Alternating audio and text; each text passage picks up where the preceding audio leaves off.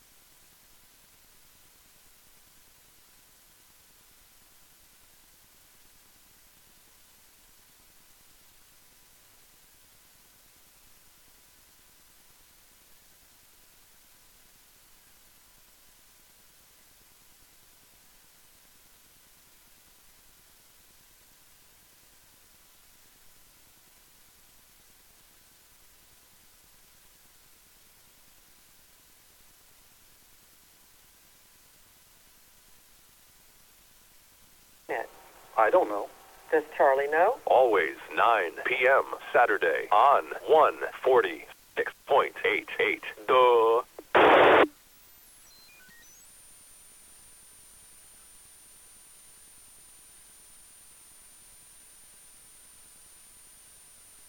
I need to make myself very clear. If we uplink now, Skynet will be in control of your military. But you'll be in control of Skynet, right? That is correct, sir. Skynet.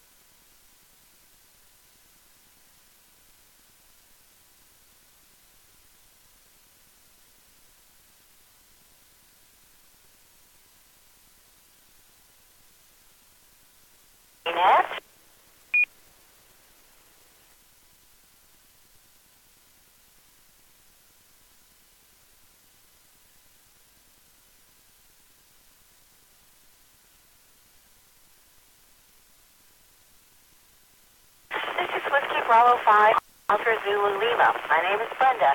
I'll be your next control for this session of the CARC Skynet. Skynet is a weekly net called every Saturday night at 9 p.m. concerning the subject of astronomy. Our purpose is to help amateurs become more familiar with nighttime and daytime sky, astronomy, and space in general. The net is open to all amateurs interested in this topic, and we encourage your participation, comments, and suggestions for this net. Stations with priority or emergency traffic may enter the net at any time using the post sign break break and your call sign. Is there any emergency or priority traffic?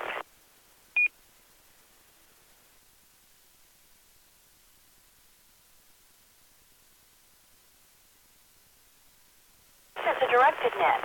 Please do not transmit without direction from net control. That would be me. And stations are reminded to ID at the end of your transmissions. This weekly net operates on 146.88 megahertz with a PL tone of 110.9. Check-ins via Ecolink are also possible using the W5SC-R station ID or Ecolink node 37247. To Tonight's topics, astronomy charts, pictures, and live audio video links are available online. Go to www.w5fc.org right now for the complete list. Remember to tell others about this popular net. All amateur operators are welcome. You need not be a member of any amateur radio club to participate. The net is 90 minutes long and is structured in several parts. General announcements. The Texas Astronomical Society of Dallas events. National Space Society events. Discussion topic of the evening. What can you see in sky tonight? A featured constellation object or topic. Recent astronomical discoveries. Space exploration and space history. Visible satellite passages over the next couple of days. And astronomical Q&A. And if there's time, 73 rounds. All amateurs licensed to transmit on this frequency are invited to check in.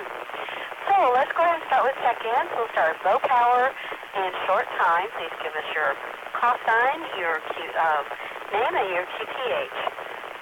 Please go ahead.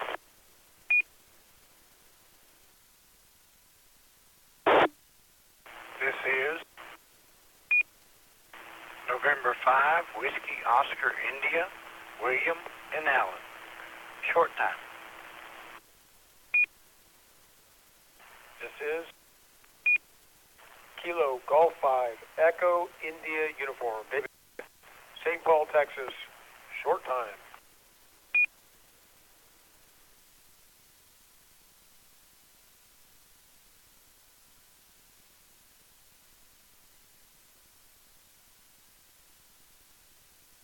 Okay, we have November 5, WOI, William, and KG5, EIU, David. Let's move on to regular check-ins. Please come down.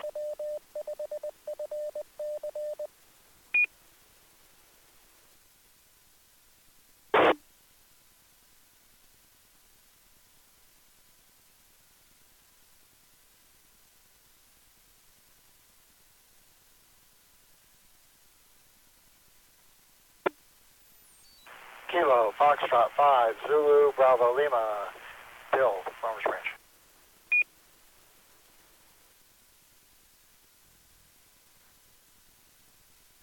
Kilo Charlie 5, Oscar Zulu Tango, Carolyn in Louisville.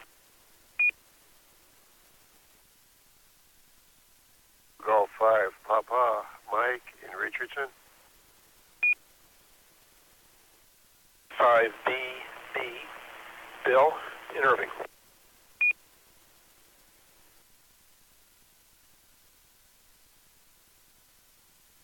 This Kilo Echo 5, India Charlie X-Ray, Tom, Louisville.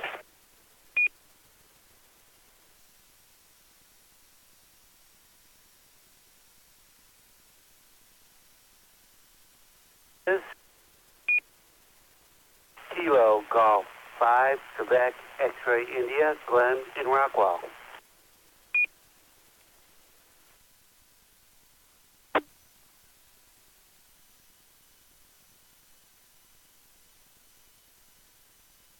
Alpha 5, Alpha Hotel, Robert Richards.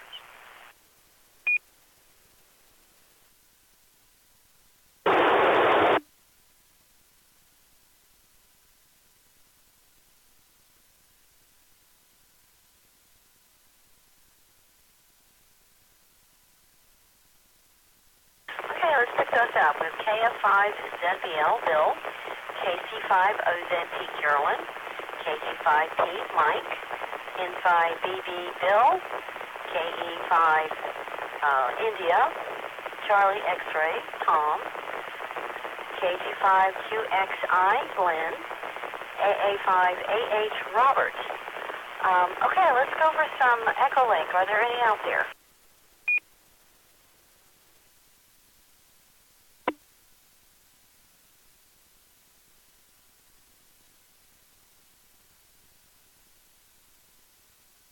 Kilo Golf 5, Bravo Zulu Whiskey, J near Weatherford.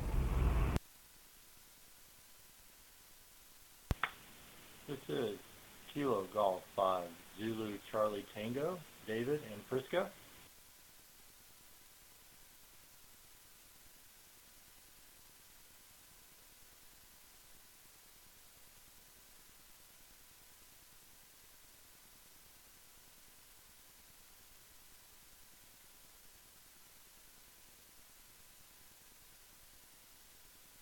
Okay, we have Kilo Golf 5 BZWJ and Kilo Golf 5 Z Charlie Tango David. Any more check-ins of any kind?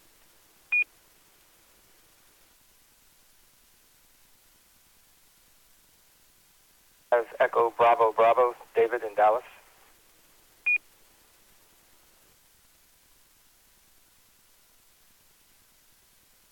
Tango Mike, Tony in Dallas.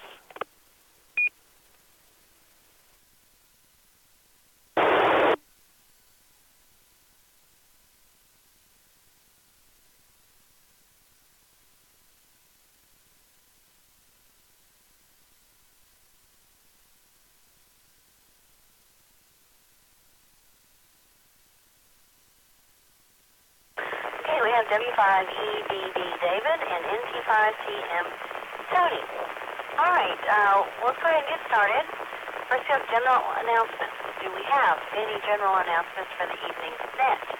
These can be ham, astronomical, space, or of general interest to licensed hams. Please come now. Kilo Golf 5, Papa. KG5T. Go ahead, Mike. Okay, good evening, Brenda and the group.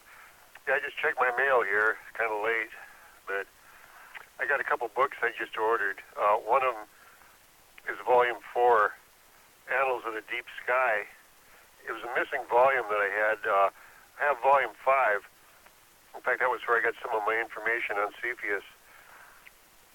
But Volume 4, they usually sell them at the Texas Star Party, but they were sold out.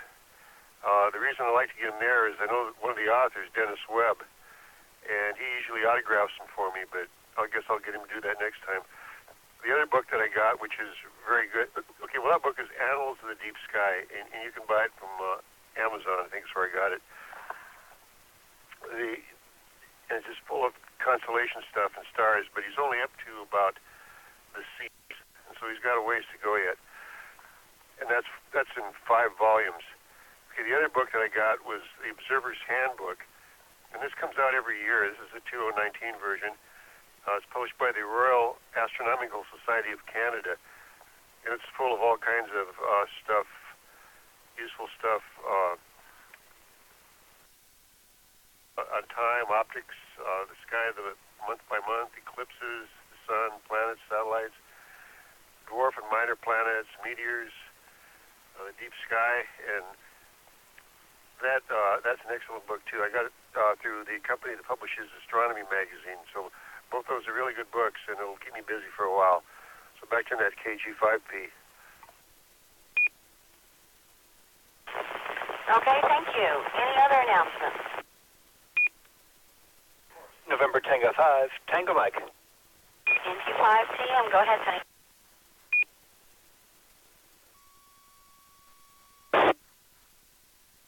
I just want to remind everybody that this is not our last net of the evening.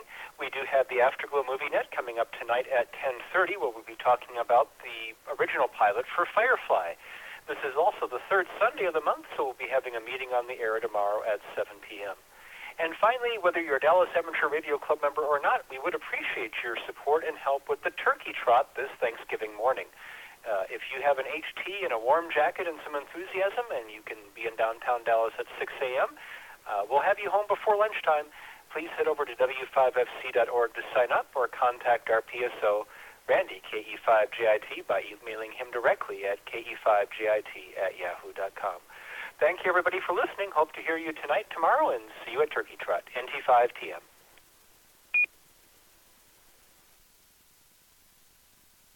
Okay, thank you, Tony. All right, we have the AMSET group has 2 nets available to Dallas residents. Tuesday evenings at 8 p.m. Central. You'll need Ecolink installed, and you need to be registered. You can find the net under Groups and AMSET. Also, a live audio link is available on their website, which is amsatnet.com. The net originates in Houston, Texas.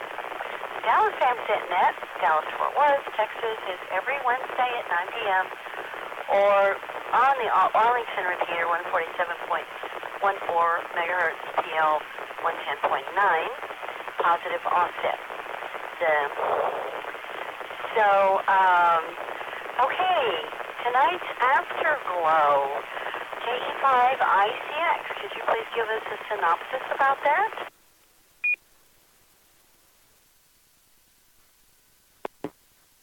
Oh, absolutely, Brenda. Here we go. Captain Mel Reynolds was no regular spaceship captain. He'd been a platoon sergeant in the 57th Overlanders of the Independent Army during the Big War. So he knew how to lead people. Serenity's crew and passengers were a little unusual, though. A spooky child talking in riddles. Companion holed up in one of the space pods with loud noises late at night. A pilot who navigates with old Gulf Oil Company road maps. A ship's mechanic who talks to the ship. And finally, Zoe, Mal's wartime friend. Trained to kill. And she doesn't take too kindly to the toilet seat left up. Mal was about to talk to the crew about not heeding the wash hands before returning to work sign. This wasn't going to be pretty. So that's at 10:30. Firefly, the train job. Even if you didn't see it, find out what happened about that toilet seat thing. Back to you, Net Control, KE5ICX.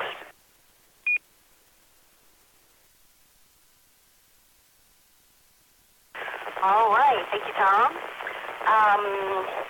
You can keep up with all DARC defense nets and activities by going to the sub website, w5sc.org.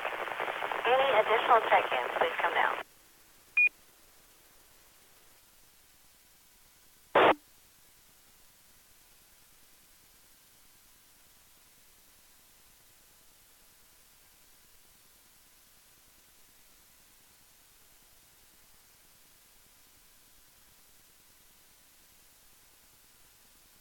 Texas Astronomical Society of Dallas events. Do we have anybody that can report on that?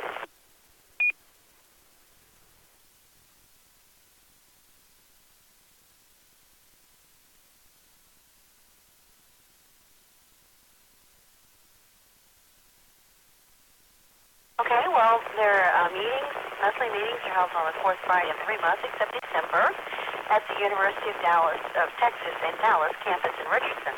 Meeting begins at 7:30 in the Science Learning Center building, SLC, on the campus map. Only parking lots HIRJ. Parking anywhere else on campus can result in a ticket. And you can go to a map and find out where to go. If you go on our website, there'll be a link to that. And they have a website. It's www.texasastro.org. So they host observing parties every Saturday night, beginning at sunset, including around 10 p.m. Central. Each week is a different location for observing, so make sure you get complete details for the Saturday night you wish to attend. Go to their website and select calendar and pull down for complete details. I don't know where the GAS Star Party is tonight. Does anybody have information on that?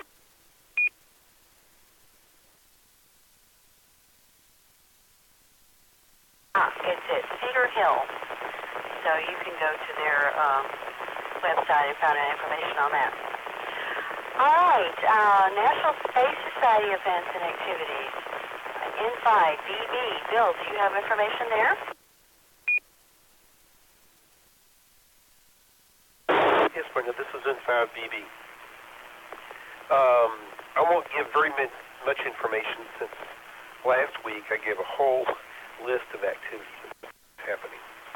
But the National Space Society North Texas chapter had their meeting last Sunday afternoon in Irving, and the speaker was a young woman who's a student at University of Texas at Arlington.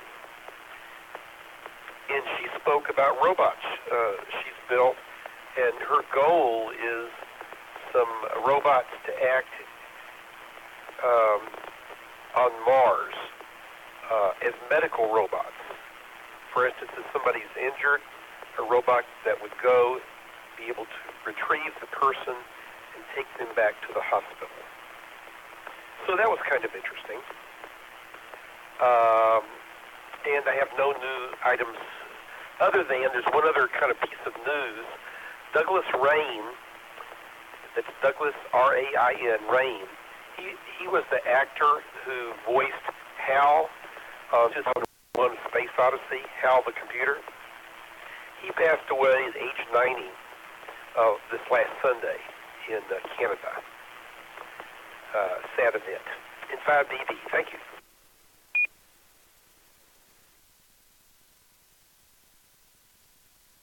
Okay, thank you, Bill. We have a couple of Ecolink check-ins. N5YEO Stephen and KF5YHA Chaz. Are there any additional check-ins?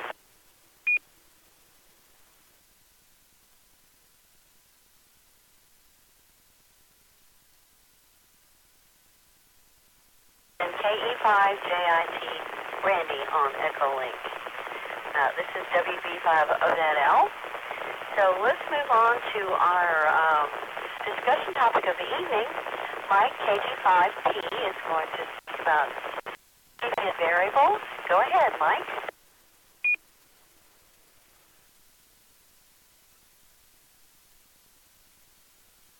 Okay, I wrote a script this time, and I promised to stay on script so I wouldn't get all sidetracked into 57 different directions. I want to keep it relatively short because we got a lot of stuff tonight.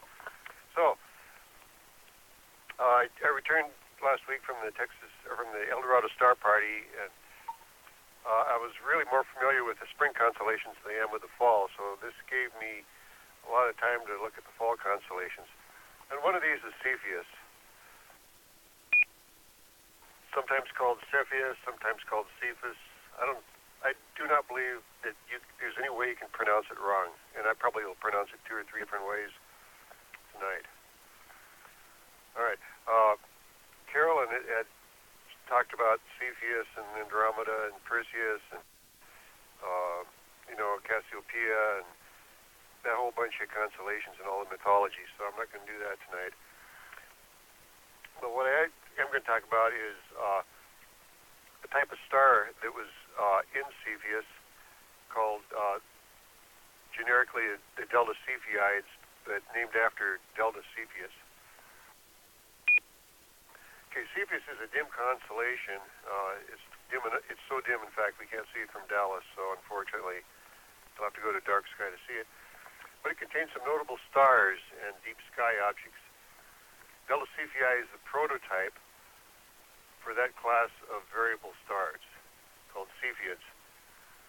And the important thing about those is they have a period luminosity relationship, which revolutionized the determination of distances of extragalactic structures.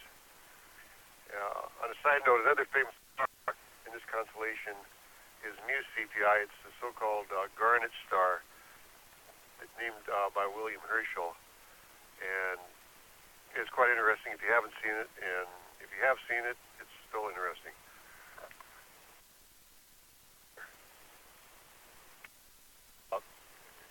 Tom, on his stream here,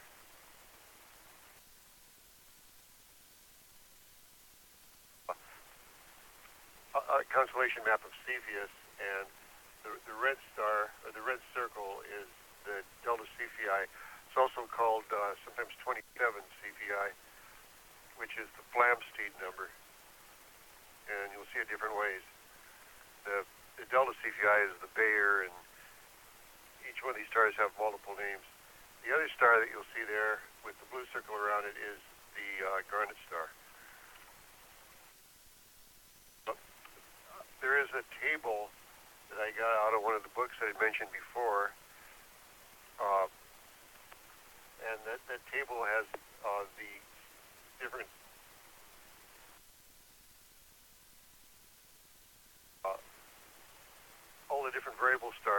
in Cepheid. And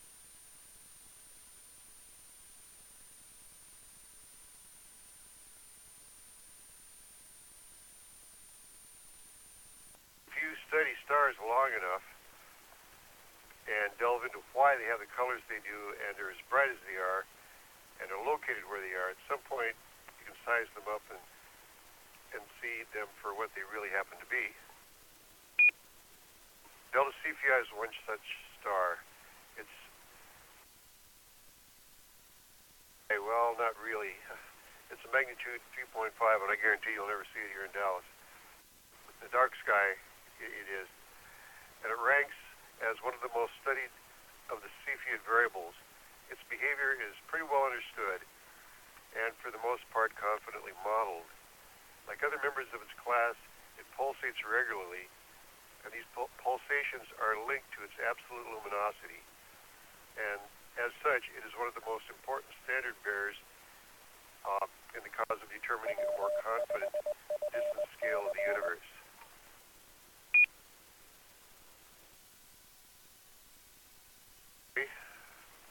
Begins in the late 18th century when only a handful of variable stars were known. Were more out there and could be found, and a couple of amateur astronomers, Edward, I'll butcher his name, but I'll just call him Pigot, P-I-G-O-T-T, commenced a search from his observatory in Yorkshire, that's in England. There he began a partnership with a neighbor and another amateur astronomer, John Goodricke, to make a study of the variations of Algol B in Perseus. Algol B it's an eclipsing binary star. It's not a Cepheid, but it's the so-called head of Medusa. I believe it was Carolyn had once talked about. And it really has four stars. It's got two visible binary components, and each one of those is two more spectroscopic components.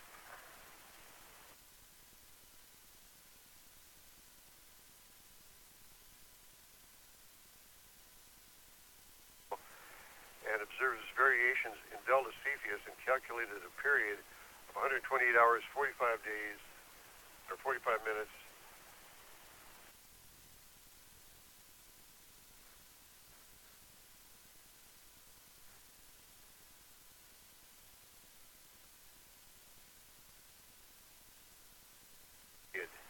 Of Wikipedia listed as 5.366249 days. If you want to dig it out that far. That's why I said it's studied.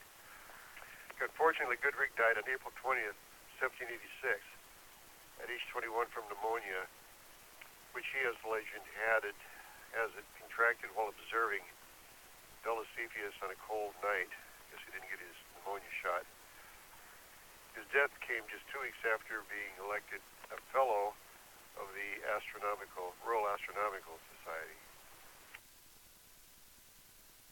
But Lovitz Law.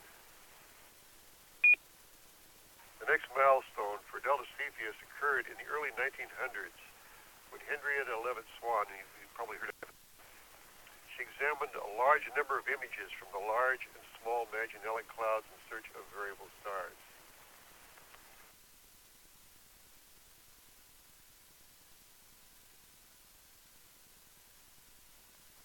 Harvard Observatory's southern station in Arequipa, Peru, beginning around 1905.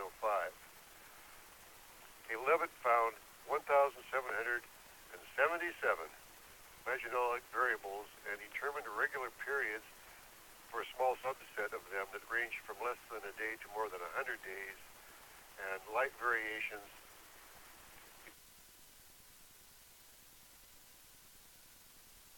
reach periods for around a week, and magnitude ranges of about 0.7 are typical.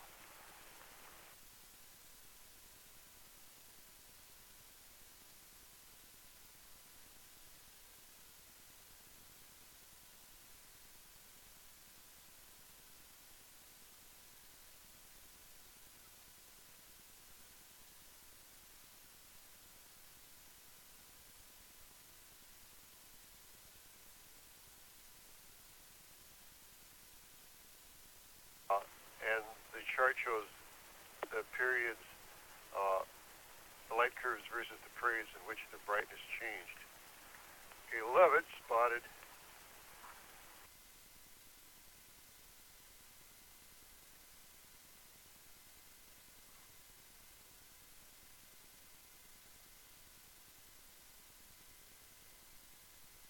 longer it took for any given Cepheid to go from one apparent brightness peak to another, the greater was its true luminosity.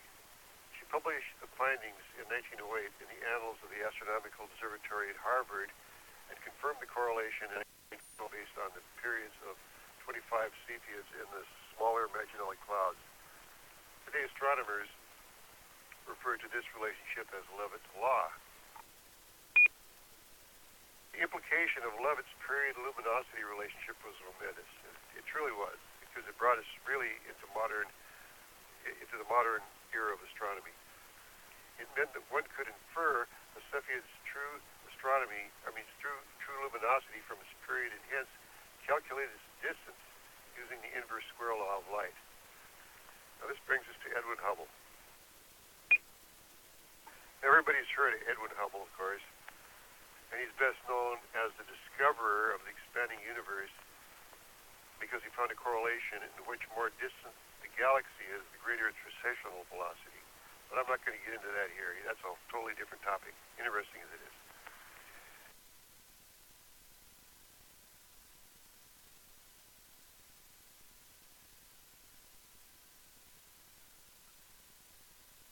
Also applied the relationship found by Lovitz to Cepheids M3133 and NGC 6822.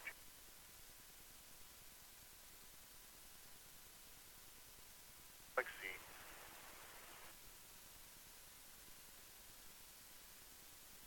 of the universe by about 100 times. Before Hubble, the Andromeda Galaxy was considered part of the Milky Way, and separate galaxies were completely unknown. A little bit about Cepheids, and I'm not going to get into the physics. That's another topic, again, interesting, and I did this a number of years ago, but we'll do it again maybe. So this Tom's visual is going to be on the Hertzsprung-Russell diagram. Okay, as defined in the general catalog of stars, stars like Delta Cepheid are comparatively young objects that have just left the main sequence and are evolving into what's called the Instability Strip of the HR diagram. It's sort of a station where they briefly reside before passing on to their final evolutionary form.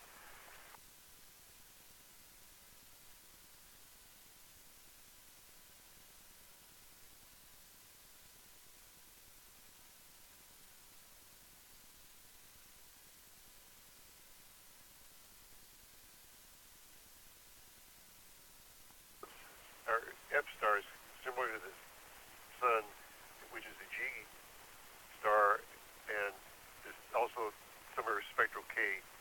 They're F at maximum and G to K at minimum. Few, if any, galactic Cepheids are more than 100 million years old. They likely begin their lives in burning B stars, and in the current incarnation, they are pulsating luminous or white yellow giants that may form a link between the main sequence and the red supergiant phase. Stars that begin with 5 to 20 solar masses eventually transverse this instability strip at least once.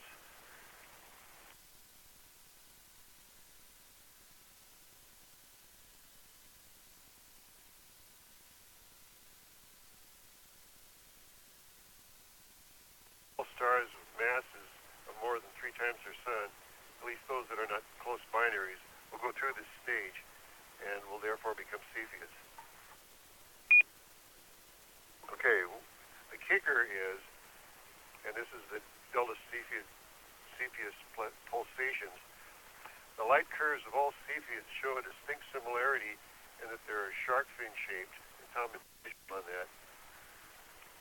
This profile exhibits a rapid rise to maximum, where it briefly lingers, followed by a slow, smooth decline to minimum.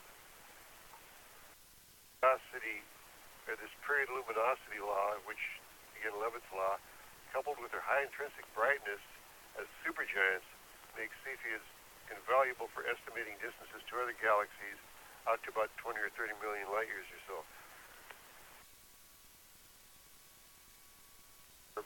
Eta Aquilae, Zeta Geminorum, and I Carneae.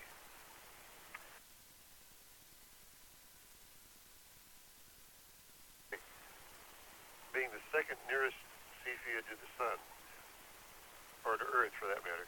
Only Polaris is closer. Parallax measurements give Delta Cepheid a value of about 3.6 milliarcseconds, which translates into about 890 light years. And we talked about that here a couple of weeks ago or months ago. These are absolute magnitude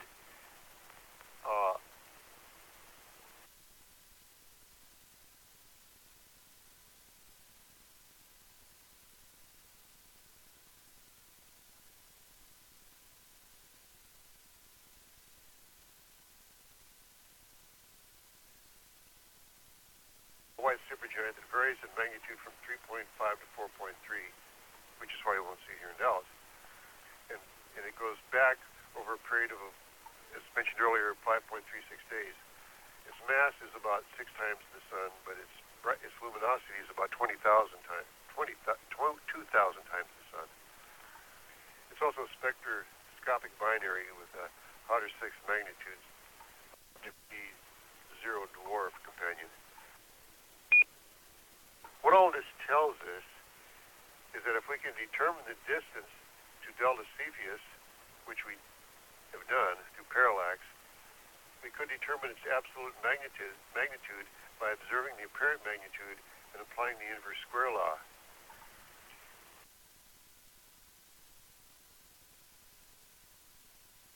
Parallax method to be 890 light years. You cannot know the distance to Delta Cepheus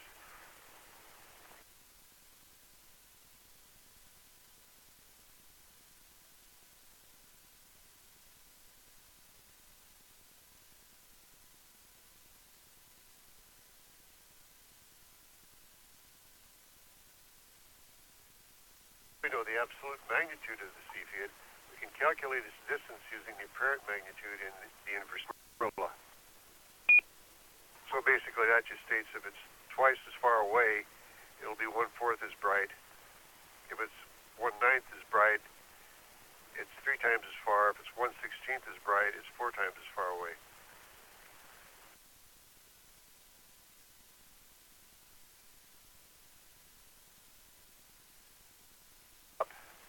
Standard candles are indispensable in helping astronomers gauge distances to nearby galaxies, as well as determine a more reliable age of the universe.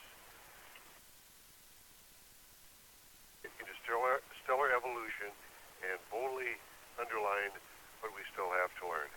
And that concludes Cepheids. If you want to have any questions or anything, we can take those or move on to the next topic. Thank you very much. KG5P, back to Ned.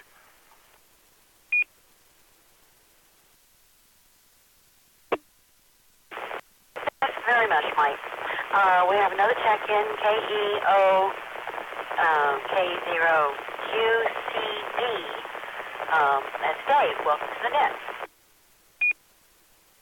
Are there any additional check-ins?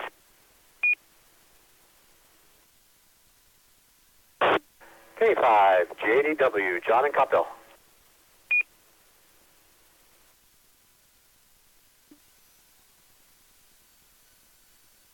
Okay, we got K5JDW, John, and this is WB5OZL.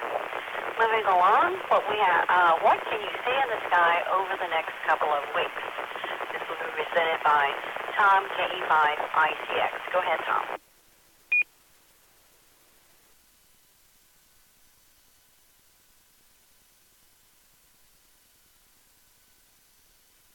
Thank you, Ms. Brenda. This is KE5ICX.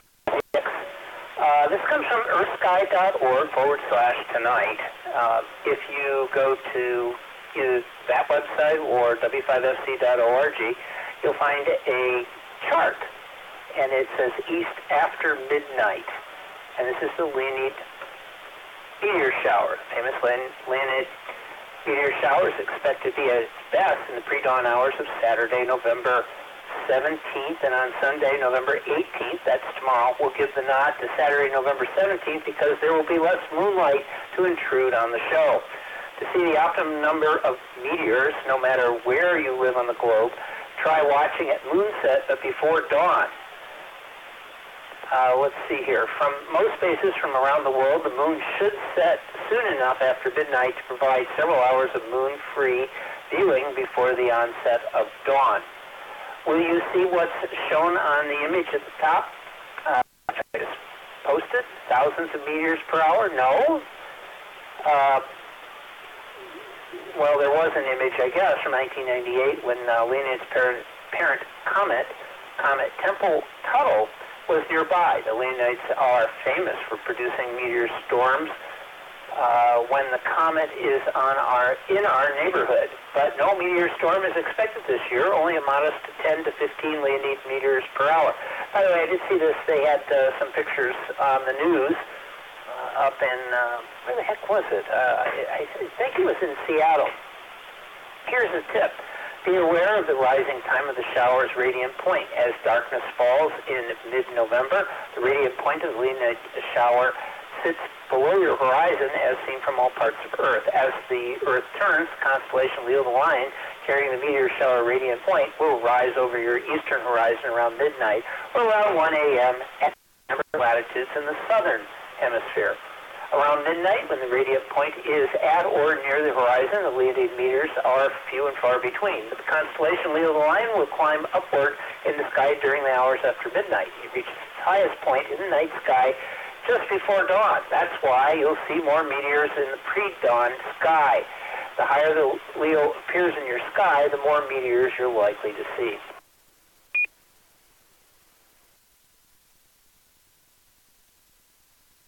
Just remember, you don't have to locate a meteor shower radiant to watch a meteor shower.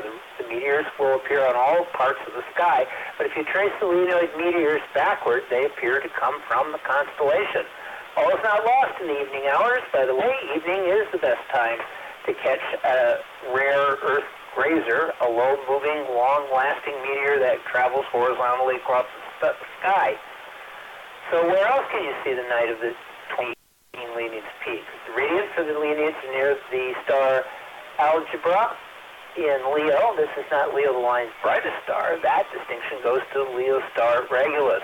Both Algebra and Regulus belong to a noticeable pattern of the sky stone in the shape of the backwards question mark. This pattern is called the sickle. The paths of the Leonid meteors can be traced backwards to the sickle pattern, which is the famous asterism or noticeable star pattern within the constellation Leo.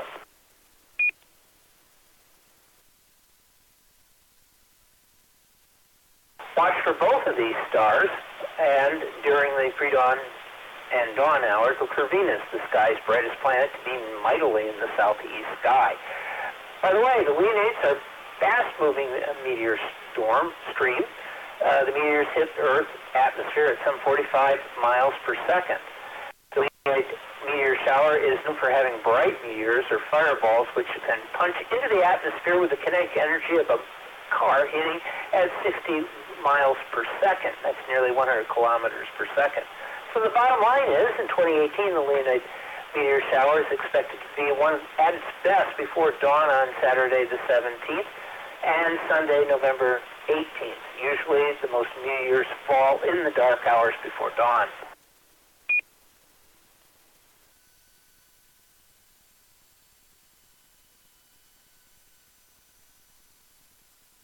Let's see here. There is some, from the U.S. Naval Observatory, there's some duplicate stuff here. I'll see what I can do. It says the moon waxes in the evening sky this week, reaching her first quarter phase on the 15th at 9:54 Eastern Standard.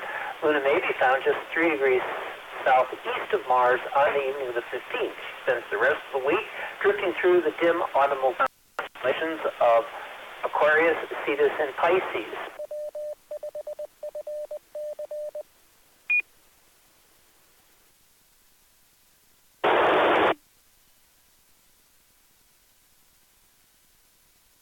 Well, maybe there is some interesting information. It says this shower is one, talking about the Leonid shower, it says this shower is one of the most enigmatic of the annual meteor displays. Its parent comet, 55P Temple Tuttle, was discovered by astronomer Horace B.P. Tuttle on January 5, 1866, from the old U.S. Naval Observatory site in Washington's Foggy Bottom district. With a period of just over 33 years, the comet has spawned intense displays of meteors in years that it returns to the inner solar system. In 1833, thousands were seen across North America, where hourly rates exceeded 10,000, causing widespread consternation to those who witnessed the event. A similar display occurred in 1866, and shortly afterward, it was determined that the comet was the source of the meteoroids. Expectations ran high for 1899, but the storm of meteors failed to appear, and a similar burst occurred in 1932 and 33. It was suspected that the meteor storm stream had become depleted, but in 1966, a major outburst occurred, and observers in California were reporting dozens of meteors radiating from the sickle asterism of Leo every second.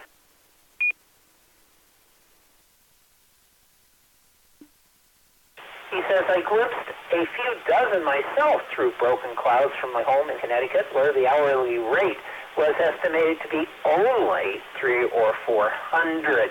This was my first exposure to the major meteor shower, but I had to wait until 2001 to see this shower in its glory.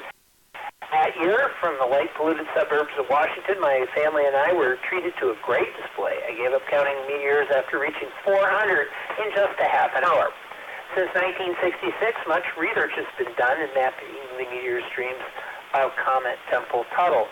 So in 2001, outburst was expected. Sadly, the same research indicated that we may not see another storm until 2099. I think I'm busy. It's a Thursday, I think.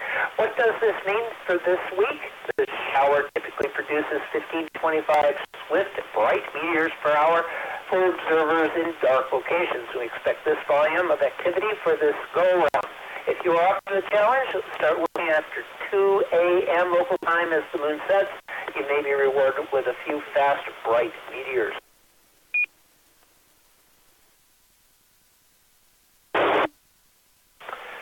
It's also another good week to look for the moon if your preference is for evening stargazing. We are approaching the number of milestones in lunar exploration, of course, over the course of the next few weeks. Yeah, we got this covered later on, but he does say the following. This week marks the 49th anniversary of the flight of Apollo 12, the second crewed lunar landing. The Navy crew of Pete Conrad and Alan Bean made the first precision lunar landing and spent a day and a half on the surface deploying a suite of experiments and bringing back pieces of robotics Surveyor 3 lunar probe, which had reached the moon on April 1967. Next month, we'll observe the 50th anniversary of the flight of Apollo 8, the first mission to send humans to lunar environs.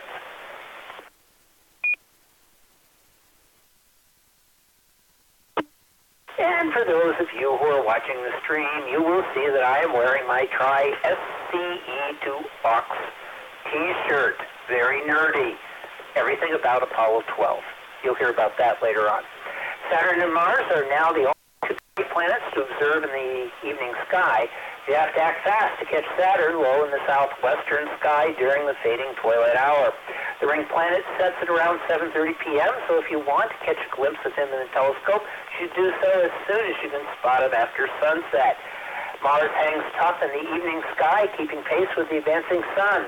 The red planet crosses the meridian at around 6:30 p.m., shortly after the end of the evening twilight. He is now crossed into the constellation of Aquarius, and there's little in the way of bright objects to compete with him. He'll be close to the moon on the evening of the 15th.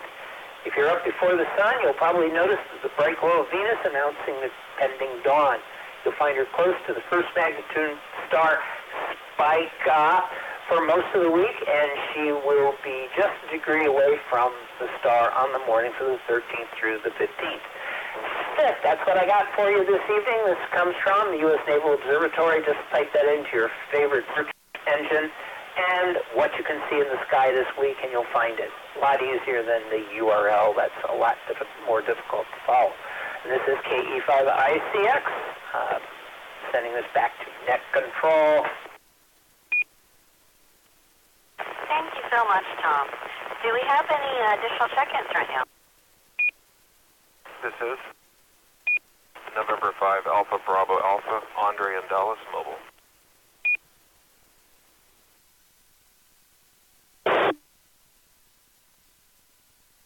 Okay, we got November 5 Alpha Bravo Alpha, Andre.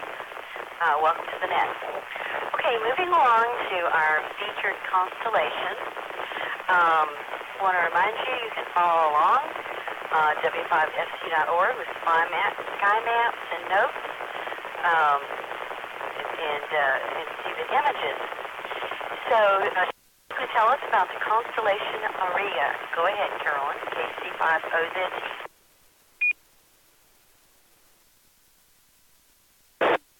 Okay, thank you, Brenda. This is KC5OZT, and tonight we are going to look at Auriga, the charioteer. It got its name because its major stars form a sharp shape similar to that of the pointed helmet of a charioteer. And it contains the site of what's called the galactic anticenter. That's a point in the sky opposite to the center of the Milky Way galaxy, which, as we mentioned, that's located in Sagittarius. The nearest bright star to this anticenter is, well, actually in another constellation. It's Beta Tauri, but the anticenter itself is in Auriga. And this is the 21st biggest constellation.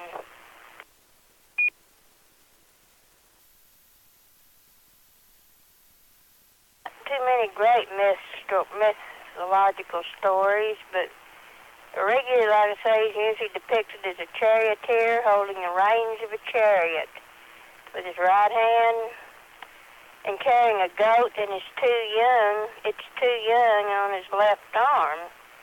That'll be 3 little stars you'll see out to the side. And, however, even though this image has appeared on charts, none of the stories Auriga's associated with have a goat in them. So where that came from, I don't know. But in mythology, Auriga is identified with the king of Athens and the son of the fire god Hephaestus. He was raised by the goddess Athena, who taught him many skills he wouldn't have learned otherwise. He was the first man to tame and harness 4 horses to a chariot, imitating the chariot of the sun god. And Zeus was impressed, and later placed him among the stars.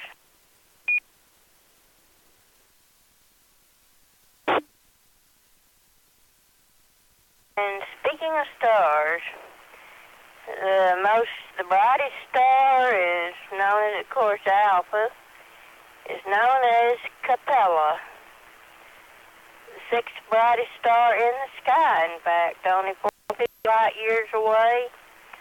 It's a known source of X-rays. There's only two stars in the northern hemisphere that are brighter. And those are Vega and Lyra, and Arcturus and Boötes. And it is the closest first magnitude star to the north celestial pole. And it's not just one star. It consists of 2 binary pairs of stars. A pair of bright G-type giants in very close orbit, and a pair of cool, small red dwarfs, about 10,000 AU from the first pair.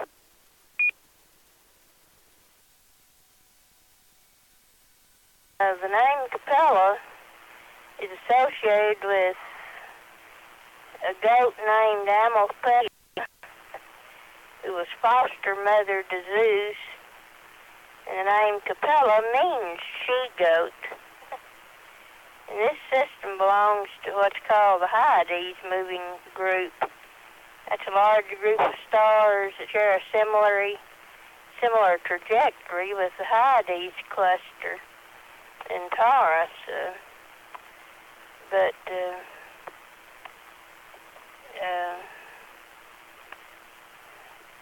Our next star then is Beta. Her name, or it also goes by the name Menkalian, or Menkalian. Maybe you can figure out how to pronounce it.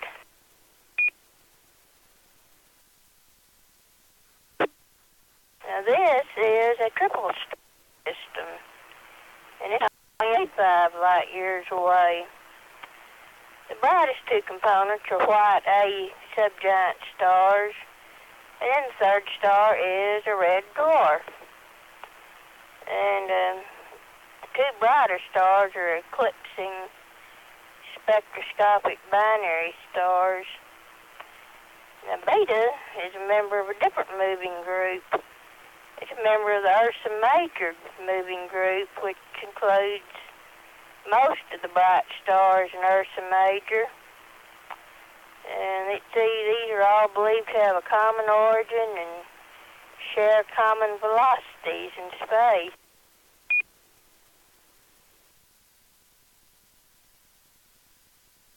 Another favorite of astronomers and variable star observers is Epsilon Auriga. It's an eclipsing binary.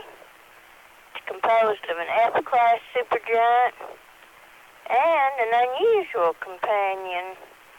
It's believed to be a large dark disk orbiting a binary star. And there's been some more recent studies and observations from the Spitzer Space Telescope that actually suggest that the main star is a giant branch star, while the companion is a single B-class star inside a disk.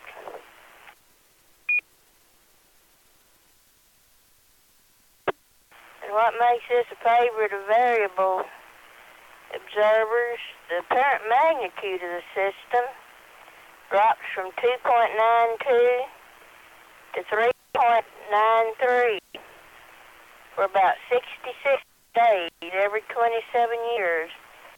And these eclipses or minimums are eagerly awaited and observed by amateur variable star observers. However, we'll have to wait. The next eclipse will actually be in 2037. But if you're around, we'll watch for it.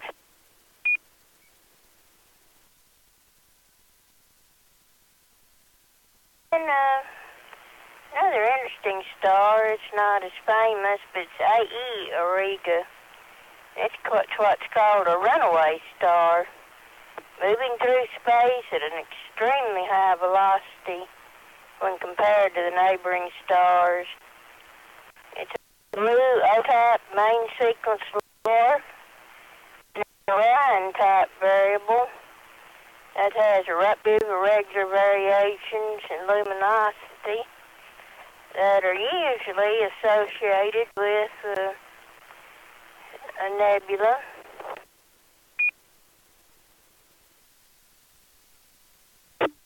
In fact, it is suspected to have been ejected when two binary star groups collided, they think, in the Trapezium cluster. That's in Orion, in the Orion Nebula, about 2 million years ago. Now, AE lights what's called the Flaming Star Nebula. That's an emission reflection nebula that we'll cover in a minute. It's located near Iota Auriga. Let me reset.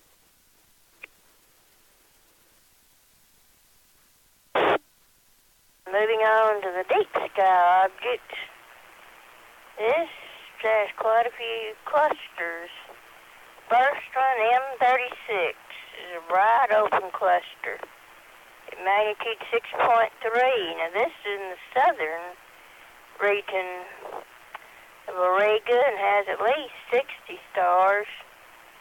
The brightest members are B-type stars, magnitude 9. It resembles the Pleiades in Taurus, but it's too far to appear as conspicuous in the night sky.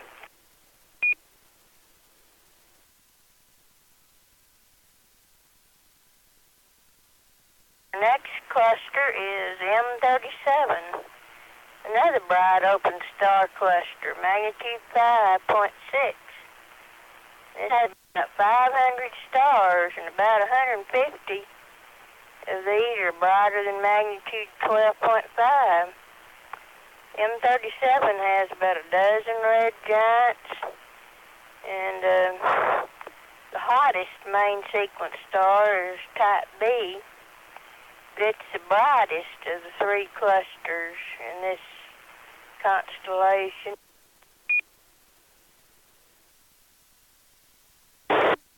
And then we can move on to M38.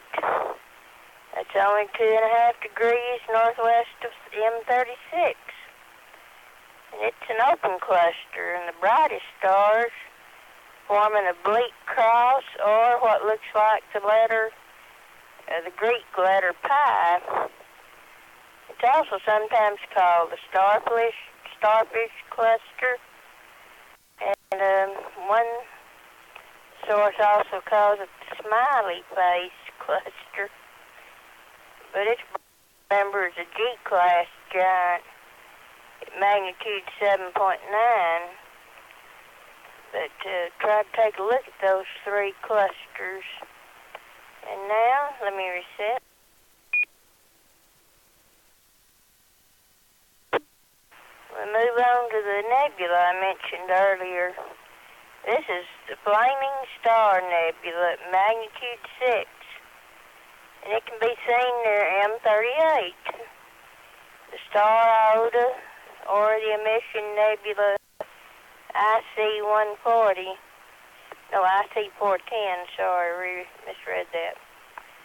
It's a emission reflection nebula, and it actually surrounds the star, A.E. Auriga.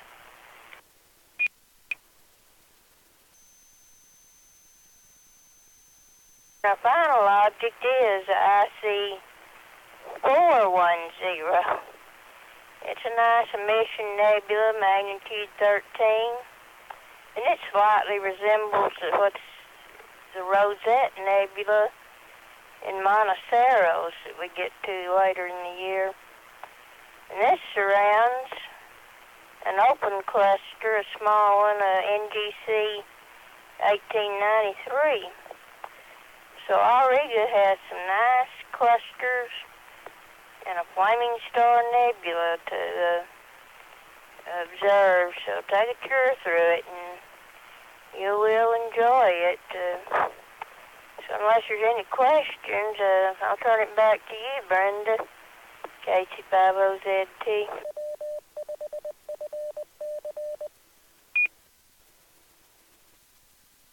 Thank you, Carolyn. Are there any more check-ins?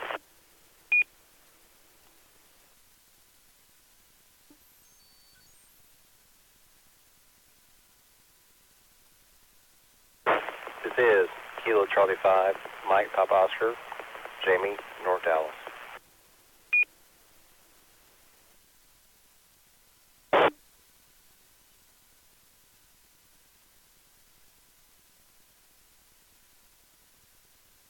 Okay, I've got KC5MPO, Jamie. Welcome to the net.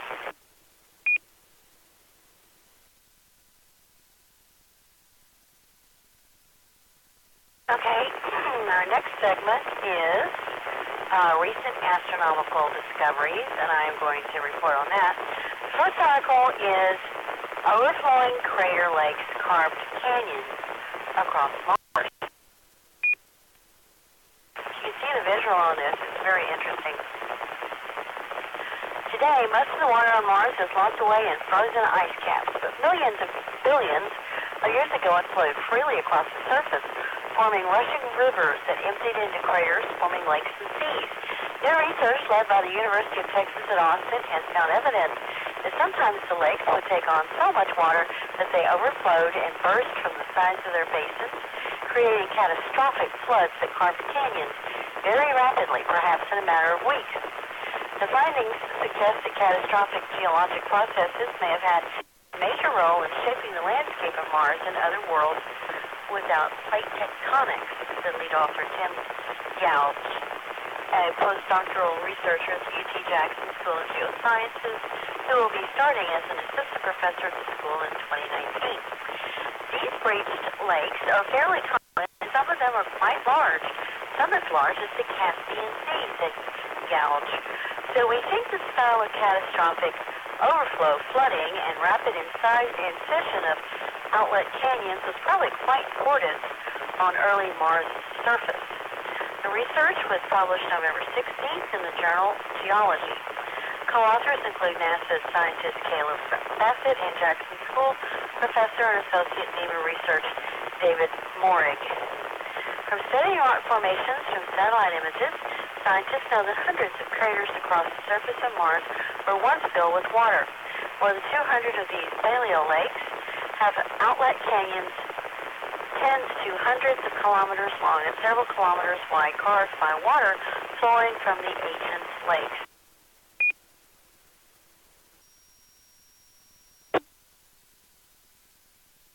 However, until the study, it was unknown that the canyons were gradually carved over millions of years or carved rapidly by single floods.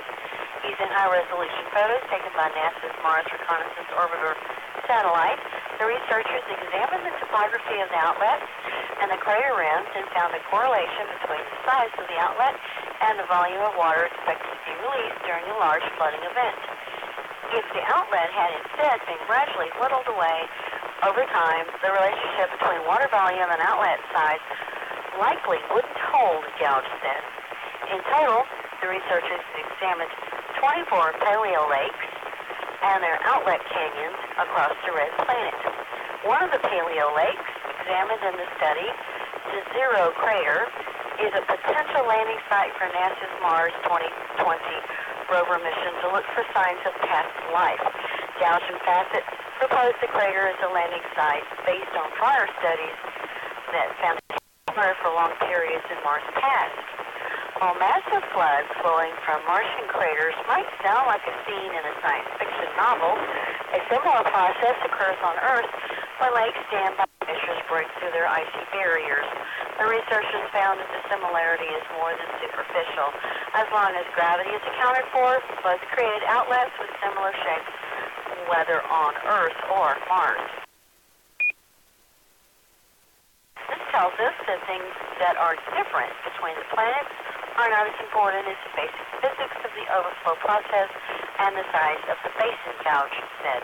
You can learn more about this process by comparing different planets as opposed to just thinking about what's occurring on Earth or what's occurring on Mars. Although big floods on Mars and Earth are governed by the same mechanics, they fit into different geological paradigms. On Earth, the slow and steady motion of tectonic plates dramatically changes the planet's surface over millions of years. In contrast, the lack of plate tectonics on Mars means that cataclysmic events like floods and asteroid impacts quickly create changes that can amount to near-permanent changes in the landscape. The landscape on Earth doesn't preserve large lakes for a very long time, Bassett said, but on Mars, these canyons have been there for 3.7 billion years, a very long time, and it gives us insight into what the deep time-to-surface water was like on Mars.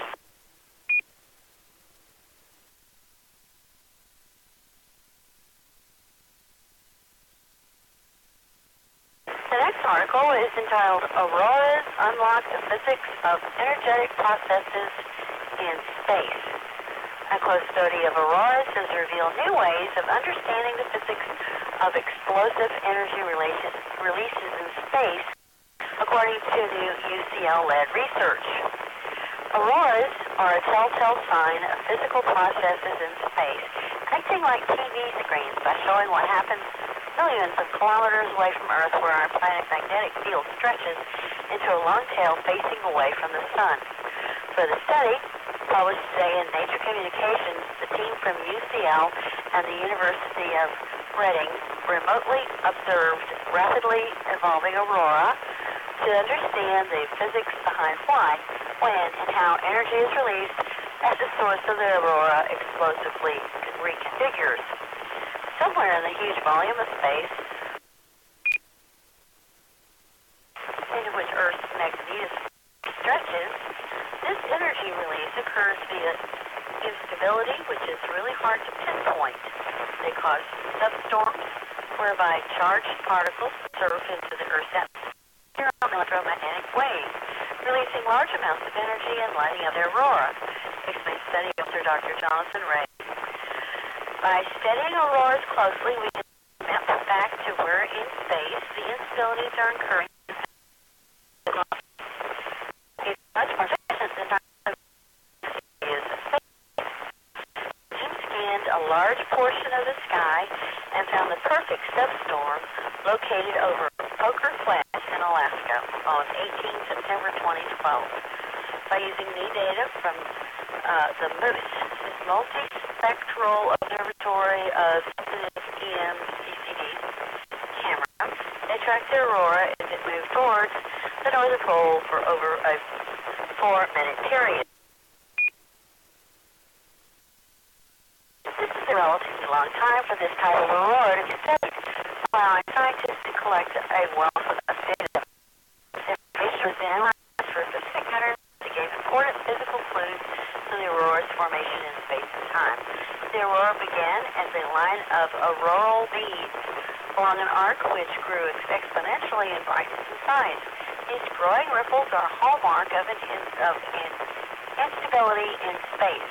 By comparing these detailed characteristics from the aurora with state-of-the-art theory, the team could narrow down the area of space where the instability most likely is. We've shown that it's possible to only study aurora to find out where instabilities are in space, which has not been done before, explained co-author Dr. Colin Forsyth.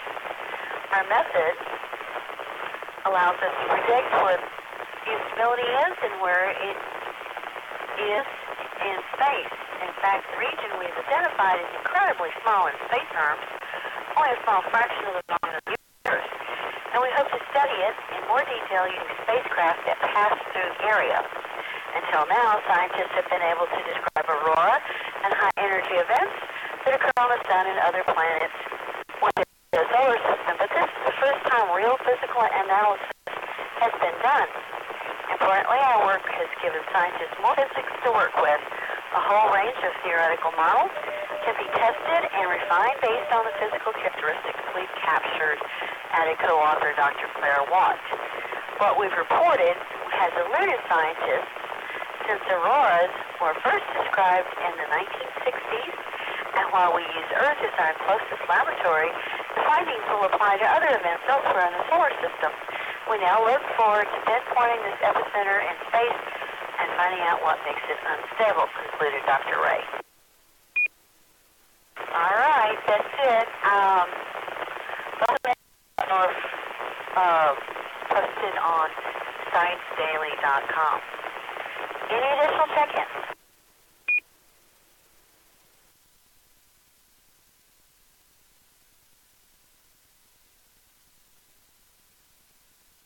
Okay, Tony, NT5TM will give a report on space exploration and space history. Go ahead, Tony.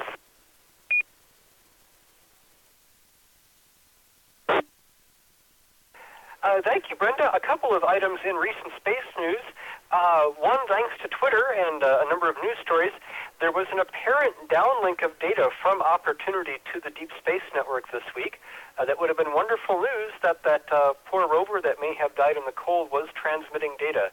Unfortunately, that seems to have been an error. The automated displays on the Deep Space Network website seem to have reacted to another spacecraft on a very similar frequency and locked into the wrong data format for which would have been Opportunity rather than the target spacecraft.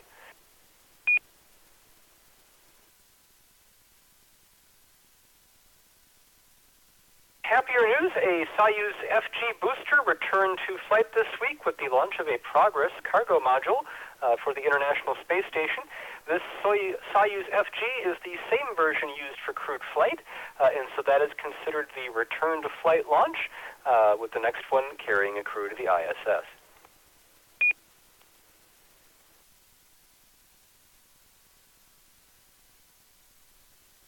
This week in space history begins long, long ago, more than half a millennium. On November 11th, 1572, Tycho Brahe observed the aptly named Tycho's supernova. He wasn't the first one to observe it, but it was named after him because he was the first one to publish accurate descriptions of its position, date of appearance, and apparent brightness in comparison to other well-known stars.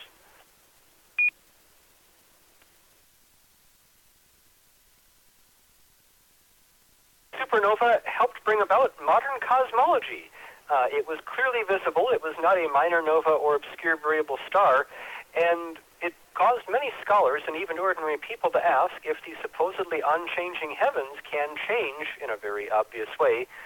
What else might be really true?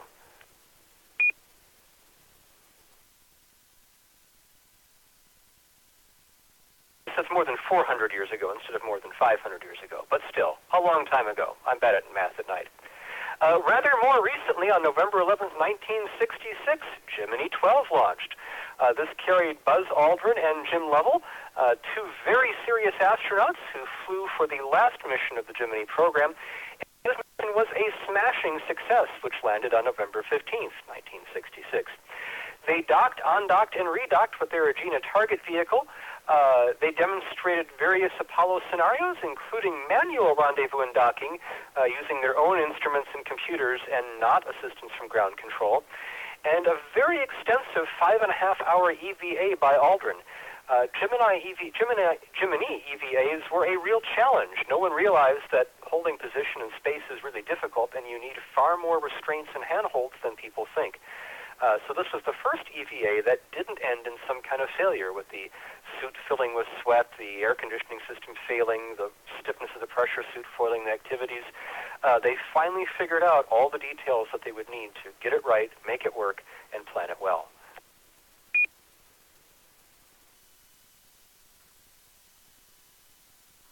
November 12th, 1997, a spacecraft was launched that I remember only because of its unusual name, Coupon. Coupon went into orbit, and space was forever after 50% off, and only double coupons on Tuesdays. Coupon was, well, not used for launch discounts. It was the first data relay satellite for the Russian banking system.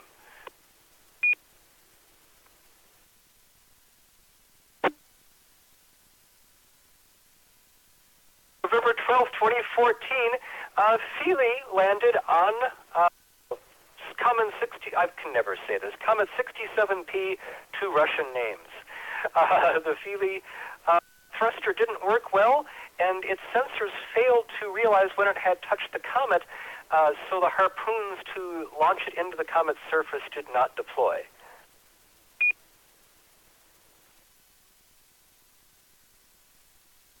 Actually settled down in a dark valley where its solar panels could not charge its batteries, and its advanced operations ended after about 2.5 days. Nevertheless, it was a big success for what it managed to accomplish. Landing on a comet is one of the hardest things you can try. On November 12, 1969, well, we had another success, Apollo 12.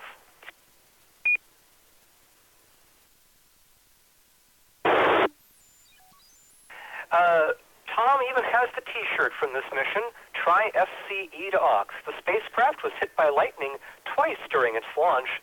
In one case, all of the fuel cells were disabled, and the spacecraft's systems were unable to carry the full load using only its reentry batteries. They had to put out 75 amps. They were able to get the telemetry equipment reset by switching to an auxiliary power bus, get the fuel cells restarted, and continue with their missions. The mission was a great success with lunar EVAs, including a precision right next to the Surveyor 3 probe that had previously landed on the moon. They took a part of the probe back with them to analyze how it had survived the lunar environment.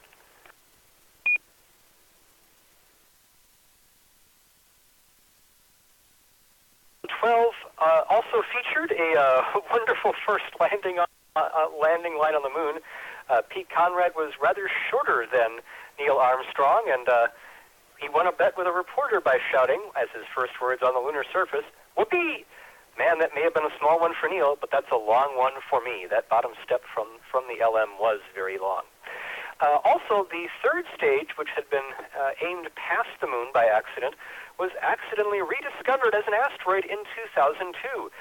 It was initially assigned a minor planet number, but then scientists became very suspicious when they realized its spectrum was that of white titanium dioxide paint, a material commonly found in hardware stores and on asteroids.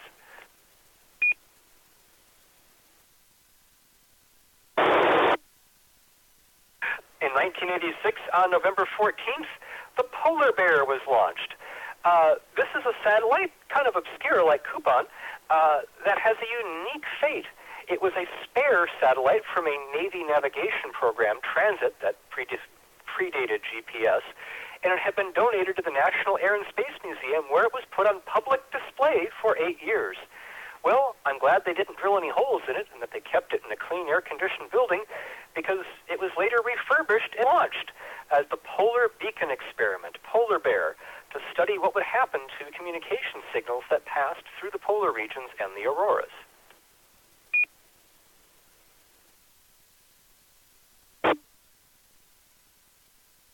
November 15th, 1961, we celebrate or remember something that is not a launch or a birthday. It's paperwork. NASA engineer John Houbolt sent a famous letter to NASA Administrator Robert C. Siemens. I've got some links there that I believe Tom has posted up to w5fc.org. You can read the original letter and see the special award they had to made up to give him, because NASA did not have an existing prize for extreme cleverness.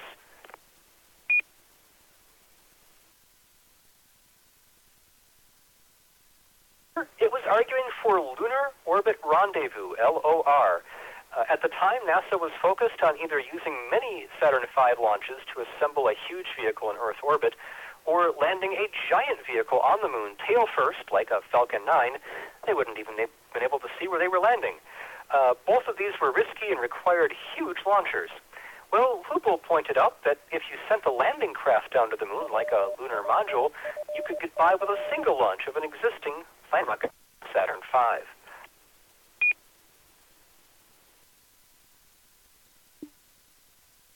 His argument won and led directly to One Small Step for a Man. On November 15th, 1988, the Soviet Buran spaceplane made its only flight. It was completely uncrewed.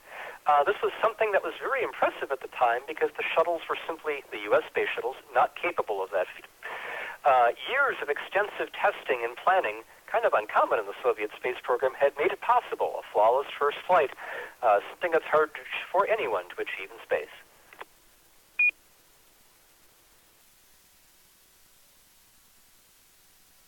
November 16th, 1973, the final Skylab mission was launched. There was some disagreement in parts of NASA on how to number these. Their crew's patches had a big 3 on them, but NASA called the mission Skylab 4. The crew spent 83 days docked to Skylab. Many hours were spent studying the Earth, taking thousands of ultraviolet pictures of the Sun and of the bright comet Kohoutek. The station crew did receive a surprise. They were all rookies. It was an unusual NASA experience of an all-rookie crew. The previous crew had arranged flight suits in various positions on Skylab, stuffed full of other clothes and papers. They even had the right mission patches and name tags on them, so they got to see their own ghosts when they arrived.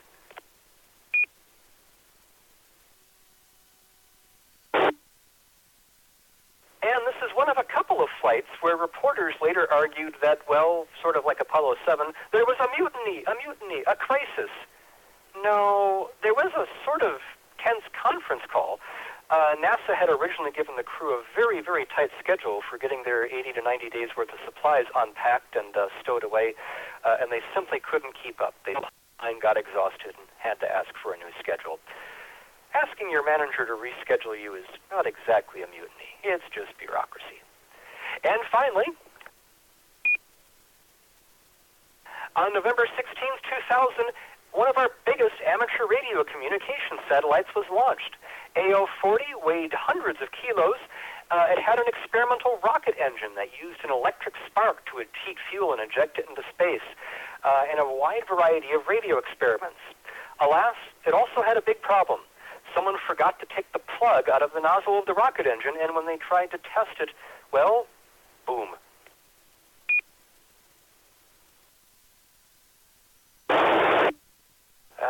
Space is hard. They were eventually able to get many of the radios working, but the satellite did fail within a few years, and occasionally seems to transmit telemetry, but is no longer part of the amateur service. Well, that's space history. Don't spend all your coupons in space at the same store. This is NT5TM.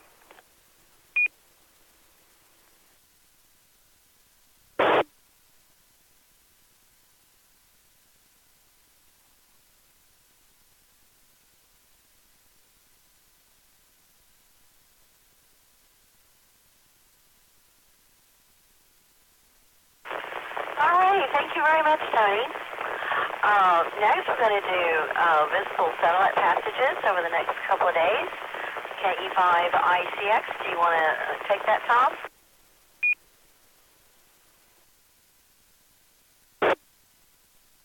Oh, sure. What else have I got to do? Let's see. Only got a few here that I'm going to list. One is the North Korean satellite. Let's see here. What do we got? November 21st, 7.5 magnitude pass at 1808 local time. It will be out of the south. It reached its highest point at 1811 at 55 degrees, and it disappears at 1855. So let's see here. I'm getting this from Heavens-Above. And, oh, of course, everything is slowing down, so maybe I won't be able to show you that.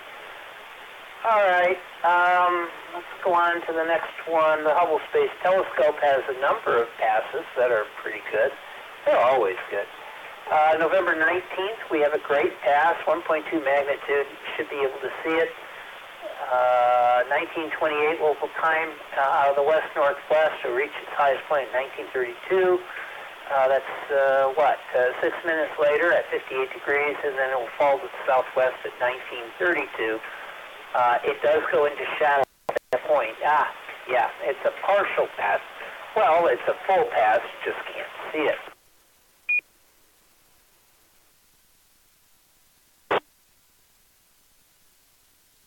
Number 19th has a good pass, 1.2 magnitude. 1928 out of the west-northwest reaches its highest point at 1932 at 58 degrees, and it too falls into a shadow. Yay! And then, let's see, November 23rd, 3.6 magnitude. Now we're getting kind of dark. 1848. Wait a minute. Wait. Oh, November 23rd. The 1.0 magnitude. That's the one that comes 90 minutes earlier at 5:10. No, it comes at 5:10 a.m. Out of the southwest, reaches its highest point at 73 degrees at 5:14, and then falls at 5:19 on the east-northeast. That looks like a pretty good pass.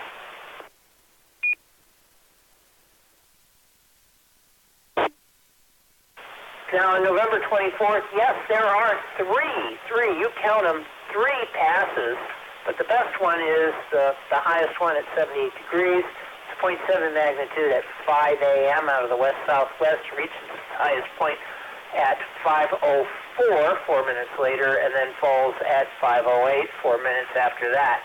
Doesn't get much better than that. Out of the north-northwest is when it will finally pass.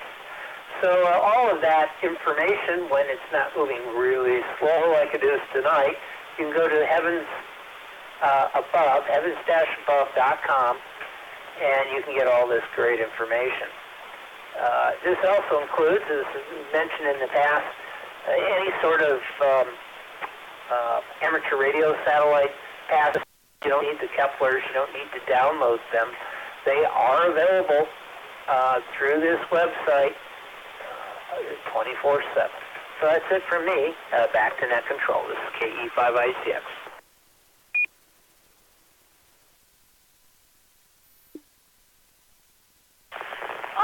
Well, I think we are out of time.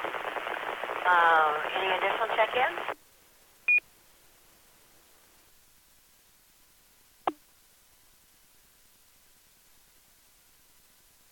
Does anyone need any fills?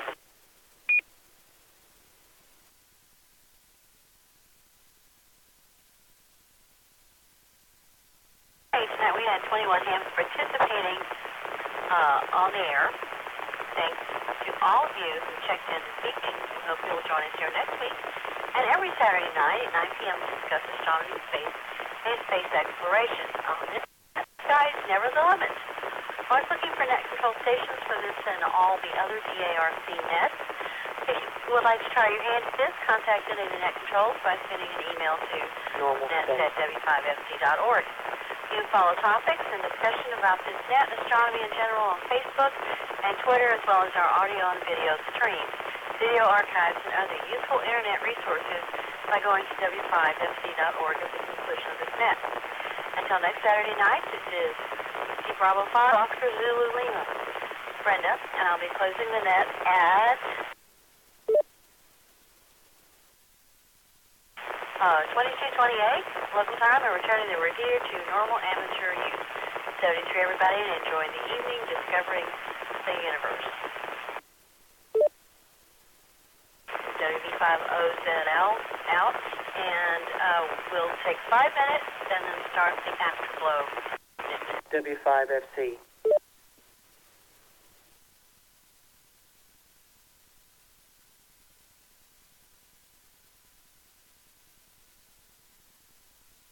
Completely operational, and all my circuits are functioning perfectly. Afterglow Movie Net.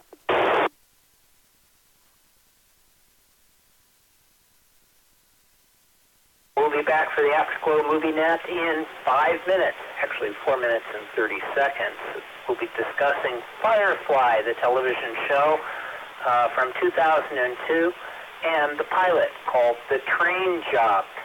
Although, like anything we have to do with, anything having to do with television, when we do a television event, we can talk about anything about this series. So Firefly is on the platter for this evening, so come back in about 4 minutes. This is KE5ICX.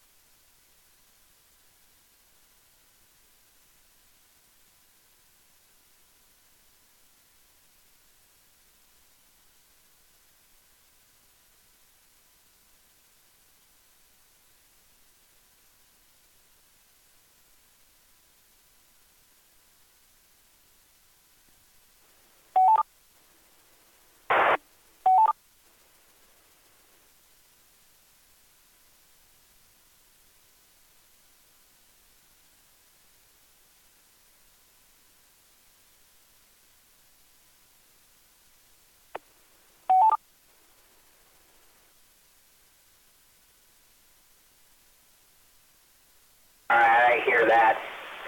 Either somebody can't get in or they're waiting and saying, when are we going to start this net? Well, we're going to start this net now.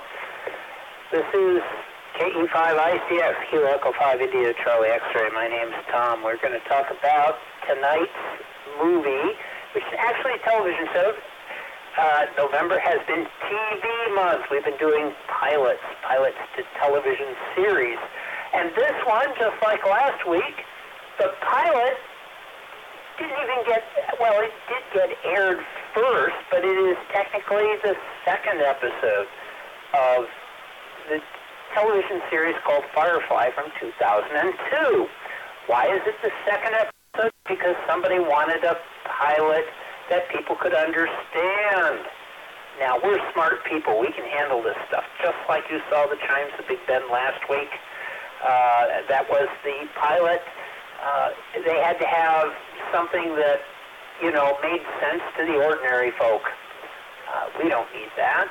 So the train job was another one of those. Everybody just sort of watched it and went, what do we watch? What did we watch? So they came up with, and it was granted a movie, which came later on, actually. So let me go ahead and give you a synopsis. Think about it. You can talk about this series, Firefly, or the movie, for that matter. There was a movie. Let me reset.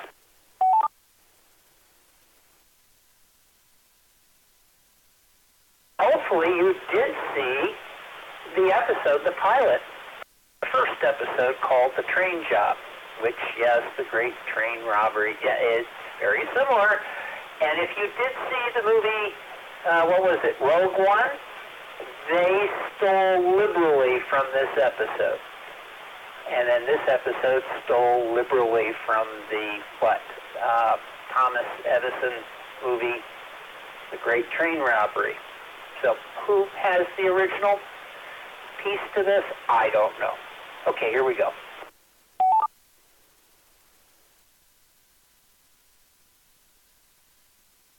Train Job is the second episode of the American science fiction Western television series Firefly, created by Joss, it is Joss, just like Spica is Spica, Joss Whedon.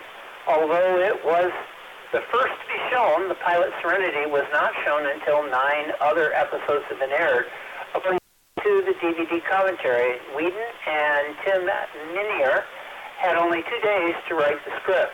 Crew of the Serenity take on a hover train robbery commissioned by a sinister crime lord. The cargo thereafter, however, is worth more than they know.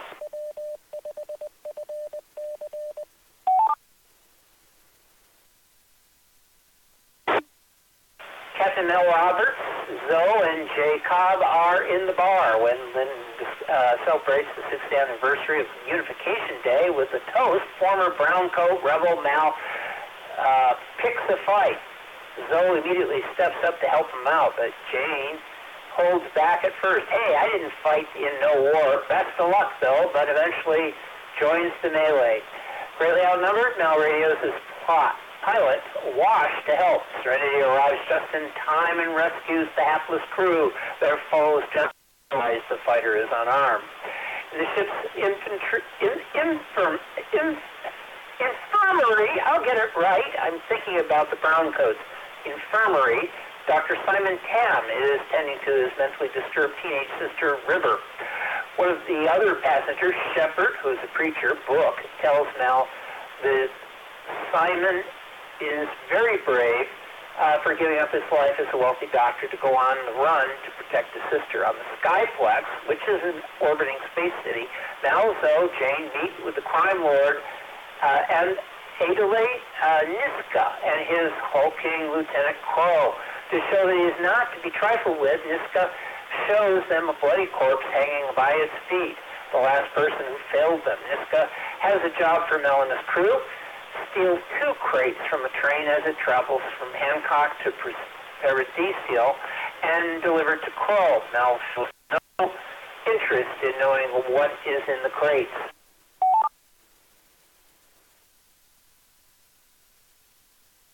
When Mel and Zoe board the train, they discover that the entire squad of Allegiance troops is also aboard, though not specifically guarding the cargo.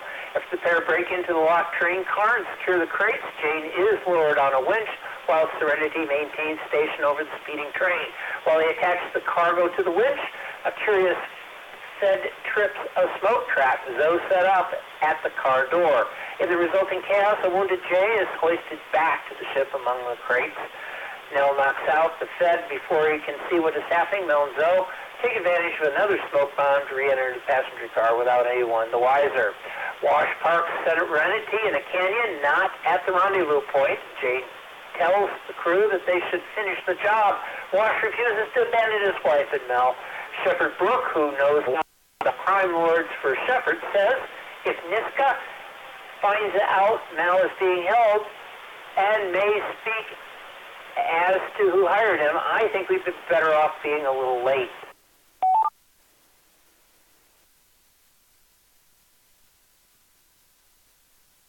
Mal and Paradiso, Mal and Zoe are aghast to find that they've stole medicine desperately needed in the poor mining town, whose residents all suffer from Bowden's malady or degenerative disease. Local sheriff is suspicious of Mel's cover story. Inara appears and uses her considerable status as a companion. She's one of the characters. She claims that Mal is her runaway indentured man who persuaded Zoe to leave her husband. The impressed sheriff lets her take the runaways back into her own custody. Back on the ship, Mel announces to the crew that they will deliver the medicine to the townspeople. Crow and his henchmen find out, and a violent fight ensues. While the Serenity crew wins, and which the Serenity crew wins. That's a sentence with a completion period. After the villains are secured, Mel and Zoe drive the cargo back to near the town, intending to drop off the crates and notify the sheriff once they are well away, but they run into a sheriff, realizing that what they have done, he lets them go.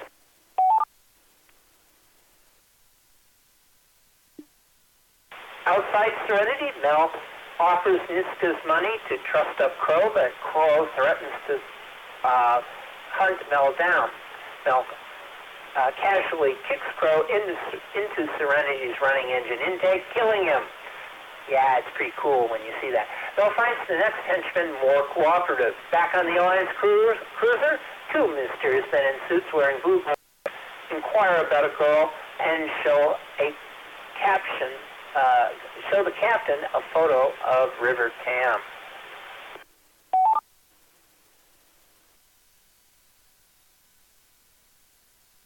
Okay, since this second episode was actually the first to be aired, writers Joss Wheaton and Tim Minear had to introduce the characters to a new audience, even though many elements of those introductions were covered in the actual pilot, Serenity.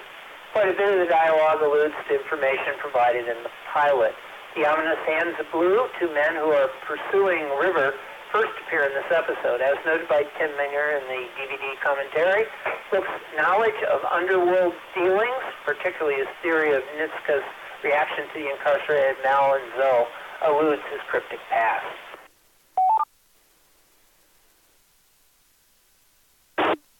Okay, that took 10 minutes, a little longer than normal, but oh well.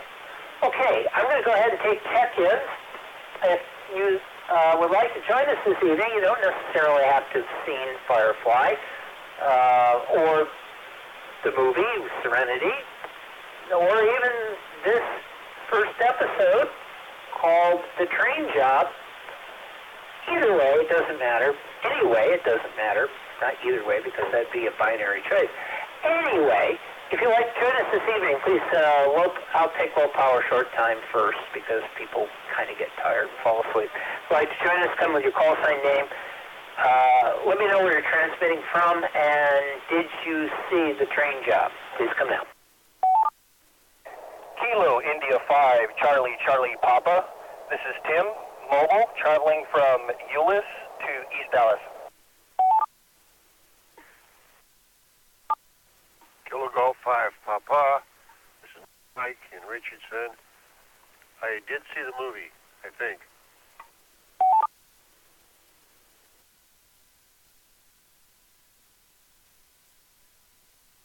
November Tango 5, Tango Mike. Tony, low power portable in Dallas. Aaron and I did see it.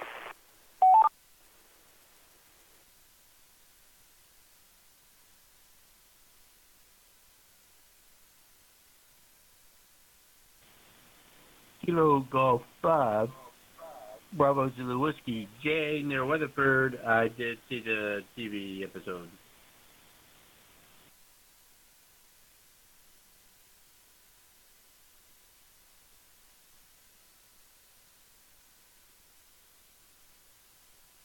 Echo Bravo Bravo. David in Dallas. Yes, I saw the episode. Kilo Golf 5, Zulu November Juliet, Frank in Flower Mound, and yes, I did see it.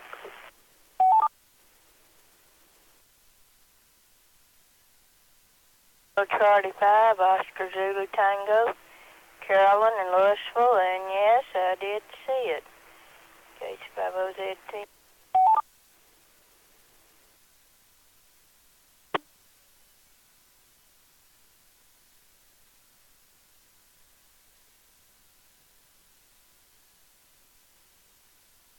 Yankee Papa, Tom and Irving, yes, we saw the train job.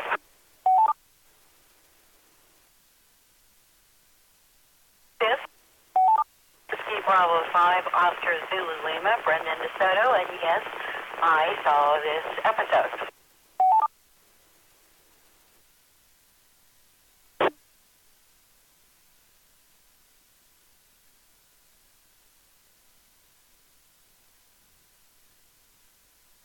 All right, let's stop there. I've got a bunch of folks here. I think I got everybody, but let me see. I've got KI5CCP, Tim.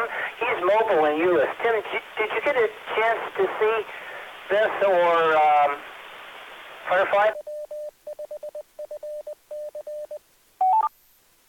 Yes, I did, and I've seen the entire series as well as the movie, but I rewatched this episode just recently for the net, KI5CCP.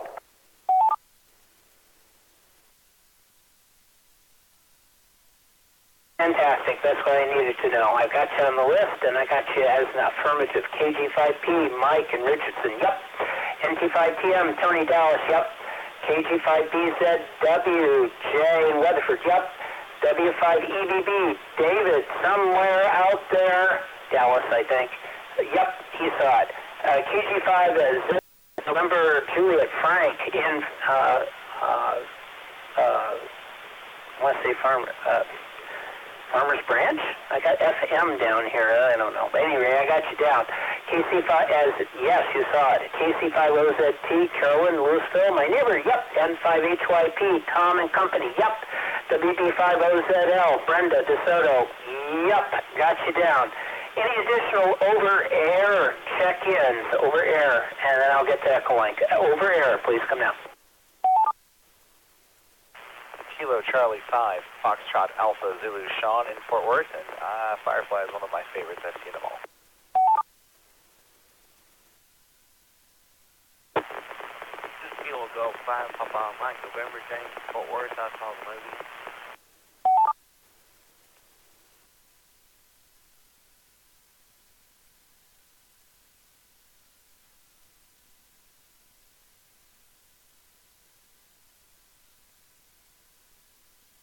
KC5, FAZ, Shaun of the Dead. He's got, he did see it in Dallas. I got you in. And then James, I think I got you. You're in Fort Worth. I've got Kilo Golf 5, Papa Mike, and I may have missed out on the rest of that. Would you give me your call sign again?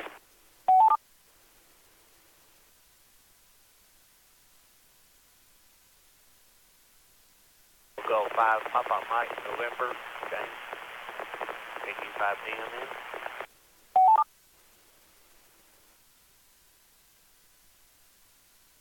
I got you. Kilo Golf 5, Papa Mike, November, James over in Fort Worth. Did you get a chance to see the episode or Firefly?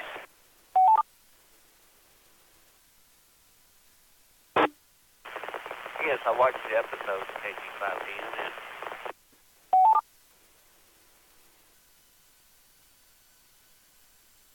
All right, excellent. I'm glad to hear it. Okay, we're going over to Ecolink. Anybody on Ecolink who saw Firefly, The Train Job, or just saw Firefly. That's okay, too.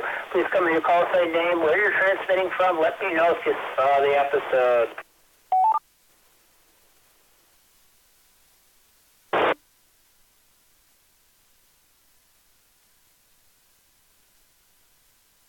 This is Kilo Foxtrot 5, Papa Delta Sierra, Billy, and Sherman.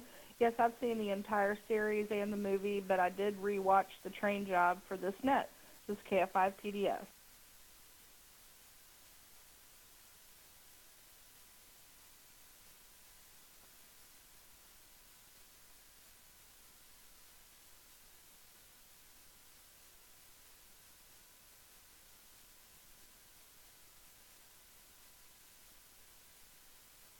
I think everyone else is checked in, either on Ecolink or over air.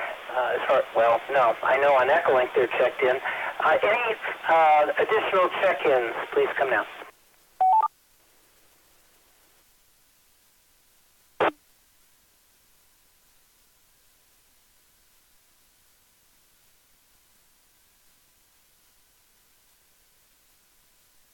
All right, very good. We got a healthy check-in again this evening. Most appreciated and very great to hear that everybody had recently seen the episode. So this is how we go. We go ahead and talk about the plot to the series. Now, because this is a series, you can expand and talk a little more about the overall series, but our focus will be on the first episode, which is The Train Job. So don't worry about it. There's no false moves. There's nothing wrong you can do. All you can do is talk about Firefly, the series, and tonight's episode, The Train Job. Well, tonight's episode we're talking about, The Train Job. So I'm going to start at the top of the list. Tim, you checked in first bravely.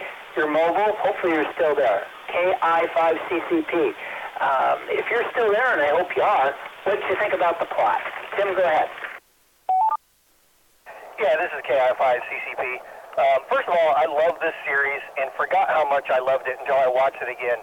But having this as actually the first episode wasn't the worst thing to happen to this series, because in the plot of this, it shows this sort of ragtag band of characters flying around in space, almost like, space pirates. Their characters pretty well through the plot itself. The helps a lot more on how they got together, but I don't know that it's absolutely necessary based on The Train Job. You get to see the captain and sort of how he has a moral compass, although he likes to pretend he doesn't. And, they take on this job. The plot follows them through. They do the job with some complications, but then he has a conscience and decides to reverse that decision. And you get to see how the characters interact with him and kind of what their roles are and how they support pretty much everything that the crew of Firefly does. They all have their role to play, and going in and pulling off the different jobs, even though they have a criminal element to it, they do the best that they can. So the plot did a very good job actually establishing the relationship between characters, the kind of things that they do to keep flying through space. It's kind of out of necessity is the feeling that you get, and they're on the run. Not only are they on the run, but they're on the run with somebody that they probably shouldn't have picked up, and that's River.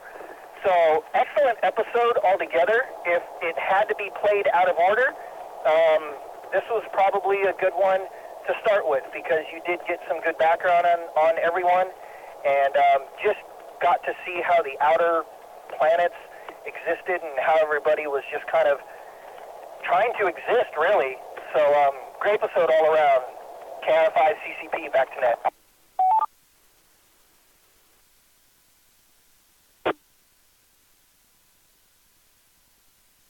Thank you, Tim.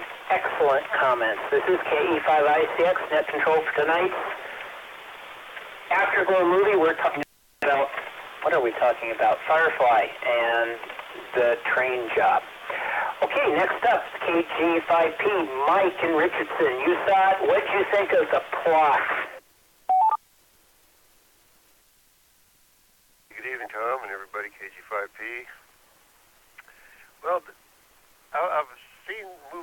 this before, and these are movies that come along only a few times in a lifetime, because the plots are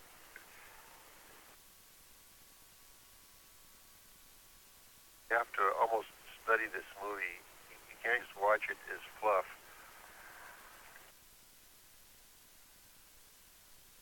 I'd missed, when it was on. I don't know if it was on regular TV or not, cable or if it was, I missed it. It reminded me an awful lot the way that another movie called Hell on Wheels got started, and I could draw some really good parallels between that and Hell on Wheels. What that was about, I think it was that series ran for about 5 or 6 seasons, and it was about the kind of making of the Transcontinental Railroad and all the stuff that went along with it. Very complex, very cerebral. And the other thing that I sort of enjoyed, in fact, I thought it might have been, the music might have been done by the same person. I looked it up and it turned out that it wasn't. But if you listen to the music, it has very much the same music that Hell on Wheels had.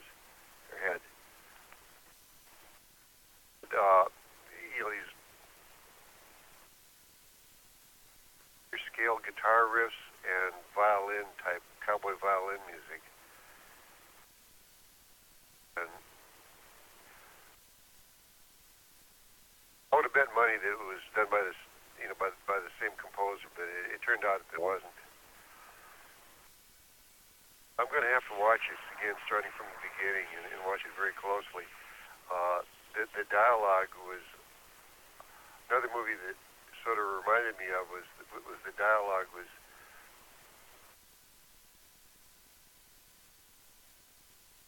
remember that movie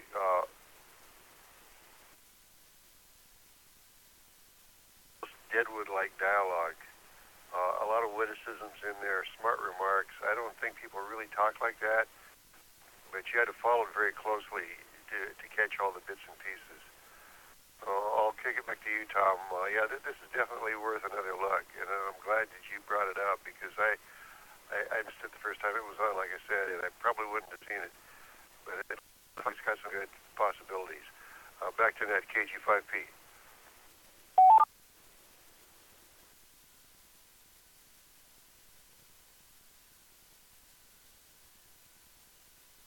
Very good, Mike, and I'm glad you had an affirmative on it as a series. There are some real fans checked in this evening. I'm one of them, so I hope you enjoy it. I hope you get a chance to watch additional episodes. It is available on, I believe it's on Netflix.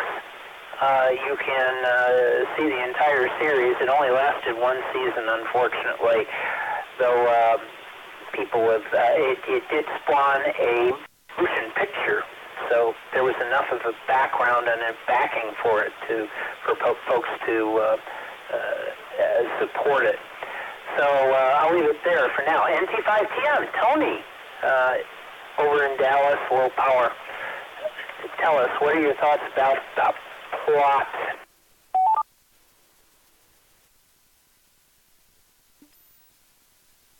Well, the plot was promising. We didn't get drawn in too much. I have to admit that my reaction to this was kind of not bad, but yes, particularly this episode that was the original pilot. We did watch this, and also what I think was the aired pilot, a longer, almost 2-hour one that was very clunky and slow and awkward. It did an admirable job of introducing people by action and all that good stuff.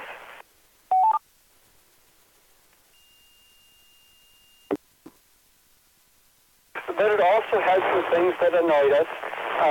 Aaron finds Western-style violence annoying, or at least boring, and I tend to find it kind of annoying, especially with the really loud Foley biff bams. We felt that Batman-style bams and booms should appear whenever they had a fist fight in that show.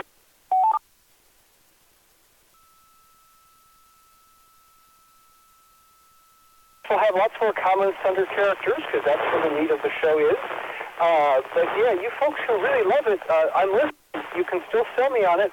But my first reaction is just that, oh, okay, it's there. NT5TM.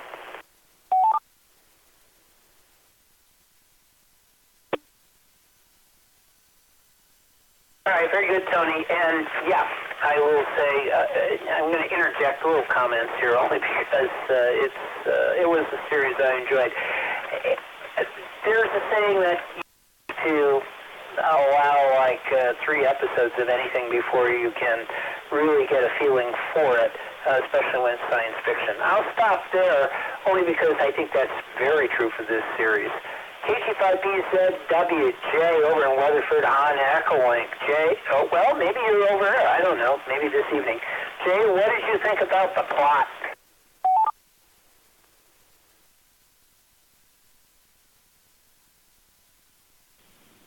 This is Kilo Golf 5 Bravo Zulu Whiskey. Yeah, I am on the Ecolink.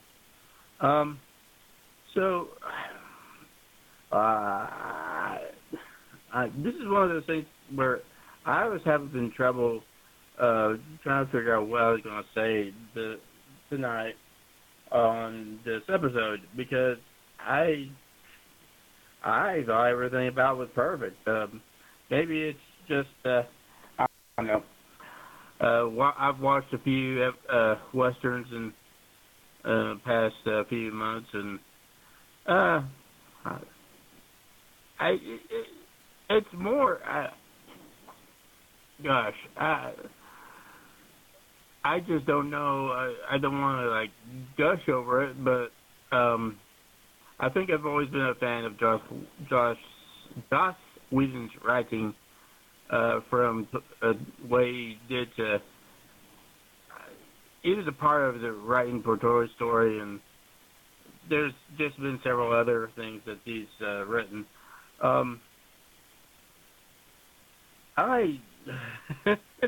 As far as defending my opinions, I almost feel like, well, I like I don't know, something and other things. It almost seems like it's a taste kind of thing. If you don't have the taste for it, well, then it's not for you, I guess. But the one let me reset. I guess the one thing, if there's anything I could find bad, it's not really with, the writing so much. It's just the whole setup, the premise of the universe, which, it's a carry on from Star Trek and all those other sci-fi films. It's just the idea that you can traverse from one planet to another, like you would go from Dallas to Denver or something. It's just a little bit. I mean, it'd be lovely if we could do that, but being a little bit of trying to be a little of a realist, I don't really see that ever happening. But anyway. Besides that, if you can get over that, then I don't know. The episode had enough plot twists and turns that it kept me motivated. If there's something that irritates you in the episode, well, I guess that could be a turn off. Let me see. Saw that in the Department of Redundancy department. There's others here. I need to hand over to Mike. This is KG5BZW.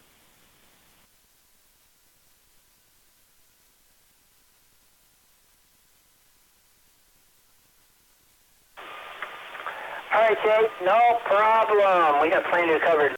Cepheid, David, what do you think about the plot? Well, this was very reminiscent of the Han Solo, a Star Wars story. I wouldn't say it stole from this Firefly episode, but it repurposed it. I mean, but come on. I think Disney had a valid cause of action, since Firefly was basically about a space smuggler, and hey, that's Han Solo. So who came up with the idea first? We won't get into the train robbery part, though. No, but this was a good plot, and I remember watching, I guess, Serenity, but I didn't see all of these episodes, which apparently when it first ran on Fox, only 11 of the 14 episodes were even aired because of baseball preempting it.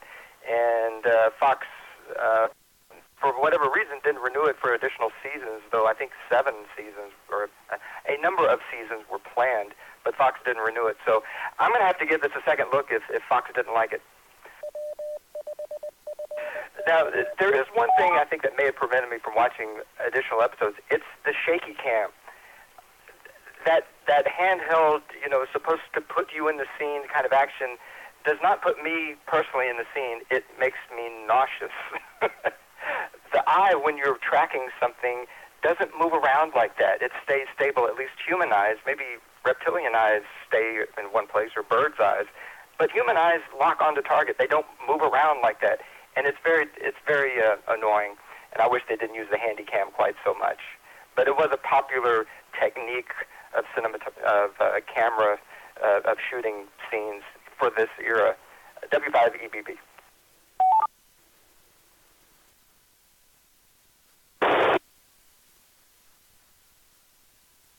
David, shaky cam. I've got notes for that. Next up, KG5, Zulu, November, Juliet. Frank, I think you're in Farmers Branch. I could be wrong. What did you think of the plot? And correct me on your location. This is KG5ZNJ, Frank in Flower Mound. Not Farmers Branch, Flower Mound. Overall thoughts and plot. Well, I've been told about this series from many, many different people over at least 10 years or more.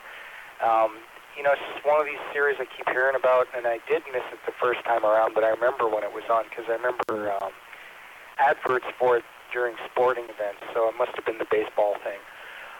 So it's always one I earmarked. I always wanted to see it, and I never did, and I'm really glad to see it. So what do I think of it? Well, I like the setting. It's kind of like the Old West in space on these distant planetary outposts, so that was cool. And it was almost like a futuristic version of a post-Civil War Wild West period. They mentioned a war between the Alliance and Independence.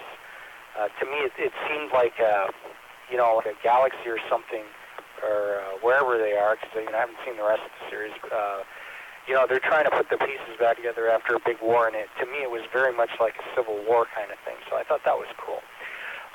Right off the bat, this show was loaded with tributes to other movies. I mean, absolutely one after another, but they're subtle. Some are subtle, some are not. And the first one I really just jumped out in my face was that bar brawl where they had at the beginning, where one of the thugs, he just pulls out of nowhere, he pulls out a 475 Wildy Magnum, which is a tribute to Charles Bronson in Death Wish 3, where Bronson famously said, "Wildy's here," and he dispatched the Giggler with it. So that was a tribute to that. So that was cool. So that was an observation. They, they're off in the future, out in space, and everything's very high tech, and they got advanced technology. Let me reset. But everybody's using 20th century small arms, and they don't hide it. I mean, they're just using off-the-rack guns, So to me, that was really strange, almost bordering ridiculous. But, they just went with it, so whatever, I did too, so that was fine. Story-wise, there was a lot of action and a very fast-paced story, full of plot twists, and to me, that was really fun to watch. You had a train robbery gone wrong with the captain and his cohort having to hide the civilians on the train and then try to lie their way out of it, and it wasn't going well. Then you had the moral dilemma of realizing they were robbing desperately needed medical supplies from a desperate mining outpost. And then you basically had Animal Mother from Full Metal Jacket lead a mutiny back on the ship to finish the original mission and just hang him out to dry, basically. Maybe come back for him. And then you had the very clever rescue mission. And then you had, the Russian mob come to collect their money. And there was a big fight over that. And then another movie tribute, the captain pulls this is Sparta, and he basically kicks the Russian leg breaker guy into the space engine. And I guess it was kind of a tree shredder, so that was very funny and not expected at all. And then they backed up the original deal, and they returned the medicine, and they got caught, another plot twist. But they got hooked because they did the right thing. So, yeah, it was pretty awesome. I really enjoyed it. So that's what I have. Back to you, Net Control.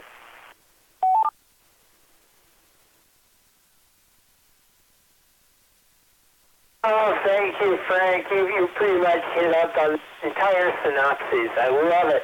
Thanks very much. Next up, KC5ZT, Miss Carolyn. You saw it. What did you think about the train job?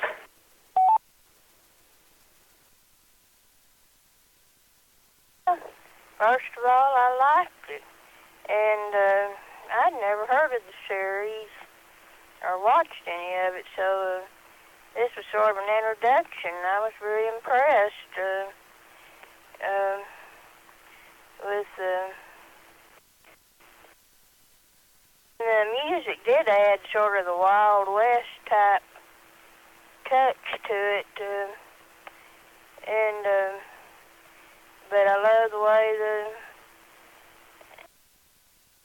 I wasn't sure, with them robbing train, what kind of series was this, and then them doing the right thing and returning the medicine, and then all the little, made it seem like they're really nice people down, even though they have to do, some illegal things, but, and the sort of unexpectedness of there's several things, the woman warrior, and then the way they reacted with the townspeople. I was very impressed with the whole thing, and how it all ended happily, and they all went off to the next adventure. I may look up some more of those episodes. I'd never heard of the series, but I really like this. KC5ZT.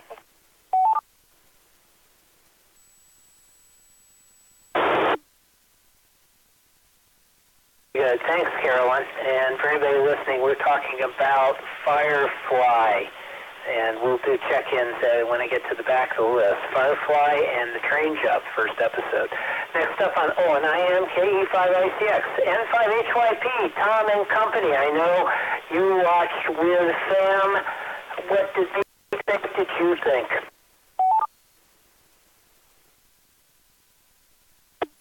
Good evening, KC5ICX on the net. The KE5ICX on the net. This is N5HYP. Yep, we watched it. Anna, of course, great fan. She loves science fiction. She loves this show. She, is totally incensed that Fox, made the Train Job the official first episode rather than the 2-hour Serenity. And Holly loves it too. She was laid up after some knee surgery a couple of years ago, so we all sat down and watched the entire, binged watch on DVD the entire series. But I can see when Mr. Wheaton went into Fox to pitch the series. He said, we're going to do a space western. And they said, okay. But, and so you first watch this thing. And, I think I watched a little bit of it when it was originally on. And I just didn't know what to do with it. But you really do have to sit down and see how the plot and the character development works to understand why the series is so popular, especially amongst young people. Because you have a really interesting, disparate set of characters, and you have some mystery about who each of them is and what their background is and why they got where they are and why they are on the ship. Now, yeah, I'm talking characters here, but that is really integral to the plot and integral to how the plot development goes on through the series. And yes, it is very unfortunate that because of ratings, obviously, it was a little cerebral. You had to put some investment in the characters to make the plot work in your head in order to be able to enjoy the series as a series and thus enjoy this, the show. I mean, you just to start up, this Western bar brawl scene, then they have a spaceship pop up from behind the hill. Off you go, and it just doesn't feel quite right, but yeah, it's interesting.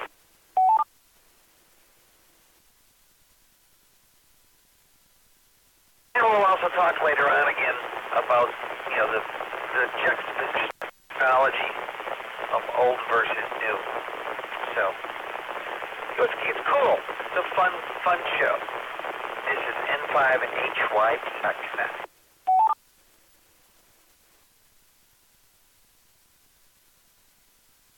This is KE5ICX down on the list. WB5OZL. Miss Brenda, you saw it. What did you think of the plot and the series in general, if you want? Thank you. This is WB5OZL. Well, I missed the first time around because I saw the previews and I said, it's like a Western. And it just didn't appeal to me.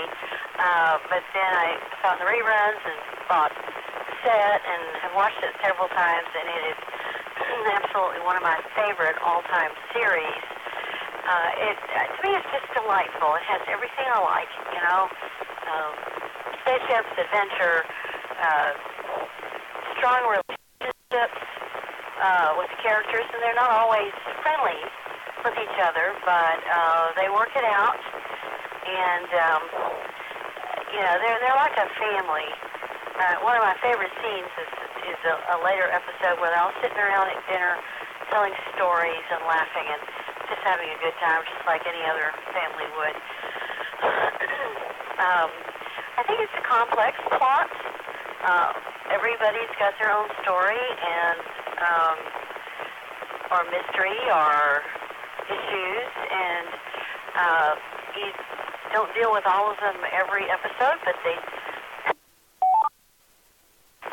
do come up here and there. So the complex relationships, I think, are a really strong part that lend to the plot. The writing is just superb, and that's what it's about. And I know everybody in this series just loved being in it, and they were heartbroken to see whenever it failed, and they were so ready to go back and revive it. You saw that passion in their roles. You knew that they were just loved doing it, and that adds an intangible quality to a TV show, I think, or a movie. All right, I will stop there. More later. WB5OZL.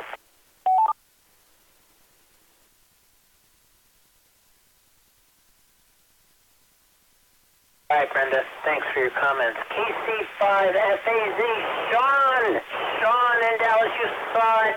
You're awake. You're with us. What'd you think of the plot? Well, good evening, Tom, and to everyone else. And, Firefly is absolutely one of my favorites. So the train job is actually not one of my favorite episodes, but it is a good episode. I think they're all good. Some folks have already hit on a lot of the things that I was going to talk about, like the meta-narrative, where it's, Joss Whedon is a huge fan of all types of cinema, so he is constantly in all of his works, from, even if you go back as far as Buffy the the Vampire Slayer, he's constantly making references to all other types of films and media and that sort of thing. So yes, you have to watch for that. The juxtaposition of technology is on purpose, absolutely. But I think the most important thing for enjoying Firefly in the long run is not taking it too seriously. The show definitely doesn't take itself too seriously, and I think if you're looking for, something that's not tongue-in-cheek, you're probably in the wrong place. The similarities here in the plot of this episode to the Great Train Robbery are absolutely intentional, as are the other couple of things about the bar fight that were mentioned earlier. And it's got a good plot. It flows through well, introduces characters well. It served its role as pilot, I think, adequately. Though obviously having the full 2-hour one would have been better. But anyway, and I do have to criticize you on one point, though, Tom. It is Zoe, I swear by my pretty floral bonnet. KC5FAZ.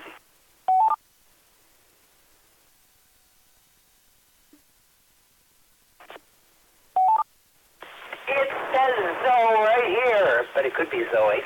Okay. Well, I appreciate your comments. I'm glad you stayed up late to join us. Wait till you find out what's happening next week. Or not. KG5, PMM, Papa, Mike, November, James in Fort Worth. Welcome. What'd you think of the plot for the train robbery?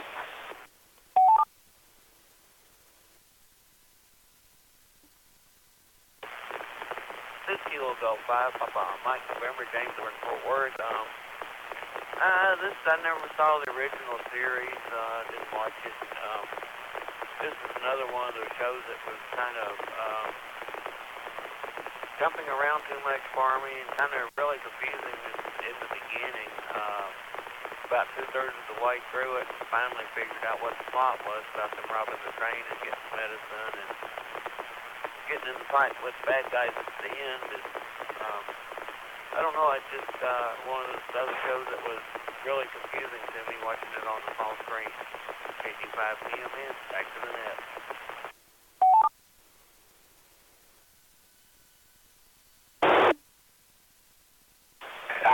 James, it's okay.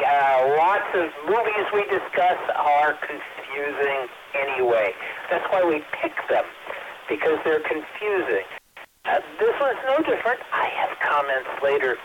Next up, KF5 BDS, Miss Billy over in Sherman on Ecolink. Your comments about the plot. I know you got great comments. Go ahead. KF5 BDS from KE5ICX.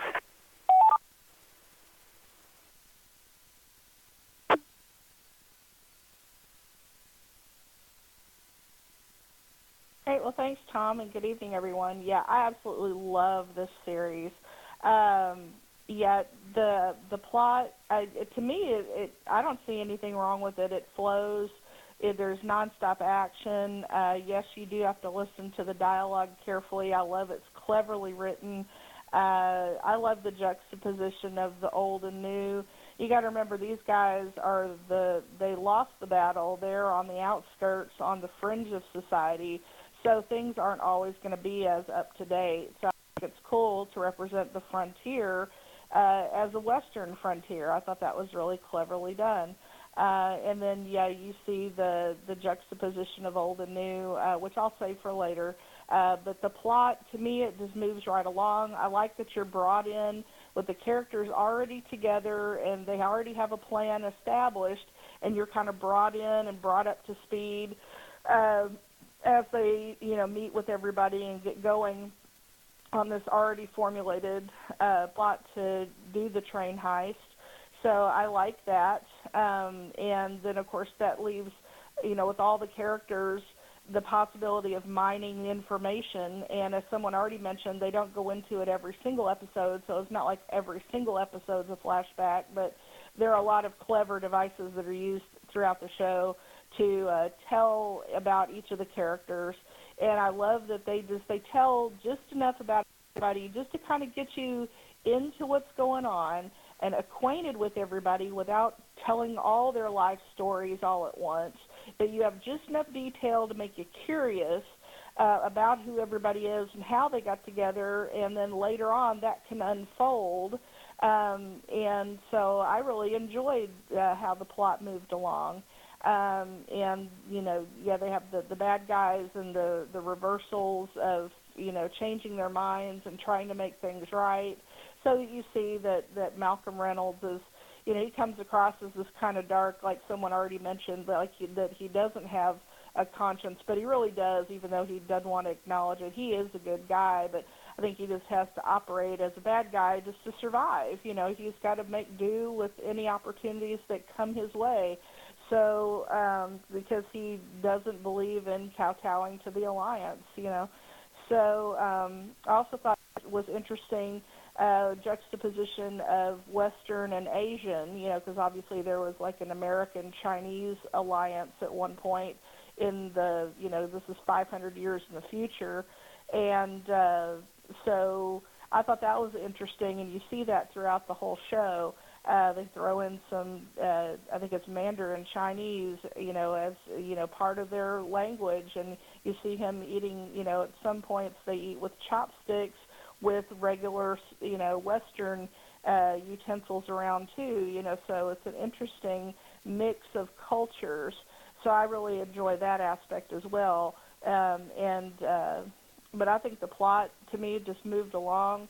To me, it was pretty seamless, just flowed from one thing to the next and kept you engaged, and there was never any lag. And when things did slow down, they made up for the slowness of action with the dialogue, and you were interested and captured by what they were saying. So I really loved the series. I looked on Netflix.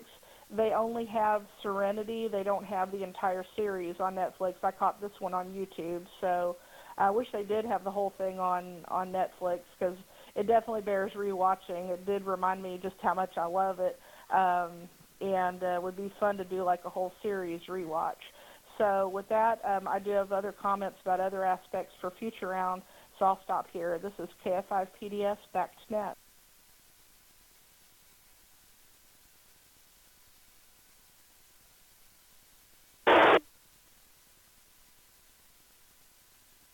I thank you, Billy, and thanks for your comments. You made some really good comments.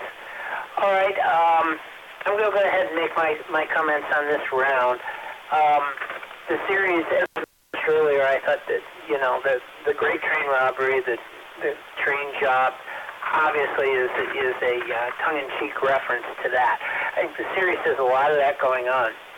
One of the things that you have to be honest about when it comes to science fiction is that science fiction has had a tendency, and I use it in a broad stroke, to be thought of as a Western. It always has been. That's simplistic. It's not fair, because there's plenty of really great science fiction stories that don't have anything to do with that. I mean, the Left-Handed Darkness is an example of that.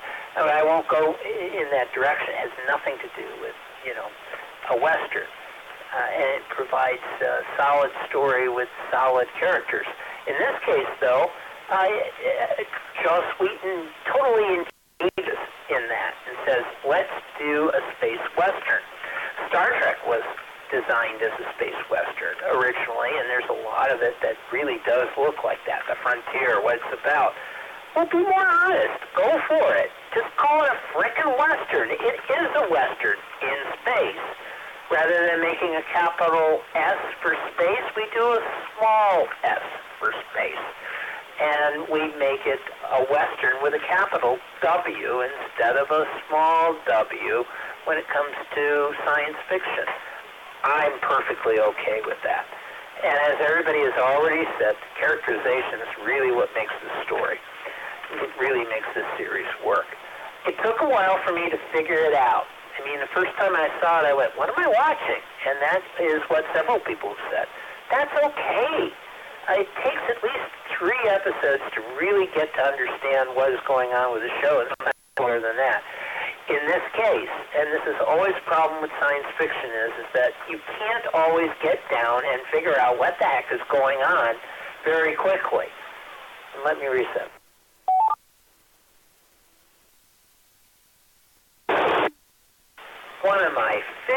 favorite people, David Gerald, made a comment once about, when you do television, it's easy to figure out that you've got a car chase and you got bad guys in the car and you got a police car behind them, and this is a pilot episode. You immediately figure out, hey, it's a police drama or it's bad guys, all of that.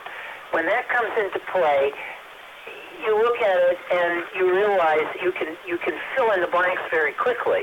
But when you're doing a series like Firefly and you don't have the cornerstones yet laid out, you're taking an incredible risk in hoping that the audience, the television audience, is going to watch it.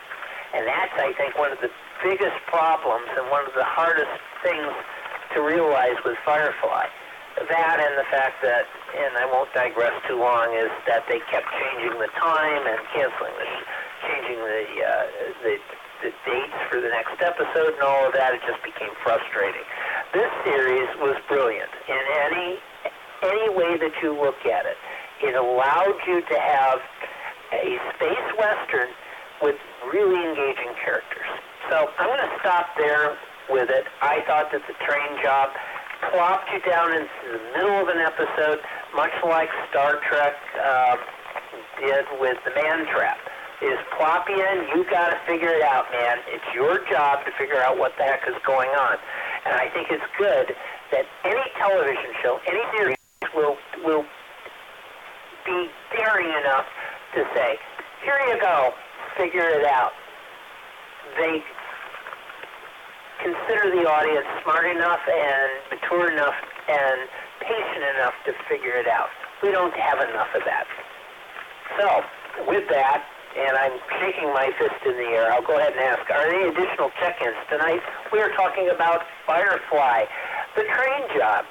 Firefly, the television series from 2002. This is KE5ICX. Any additional check-ins, please come now.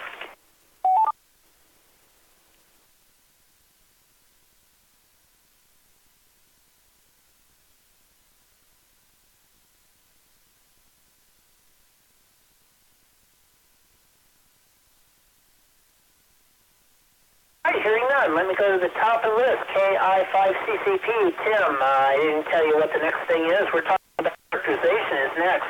What do you think about the characters? Tim, KI5CCP from KE5ICX.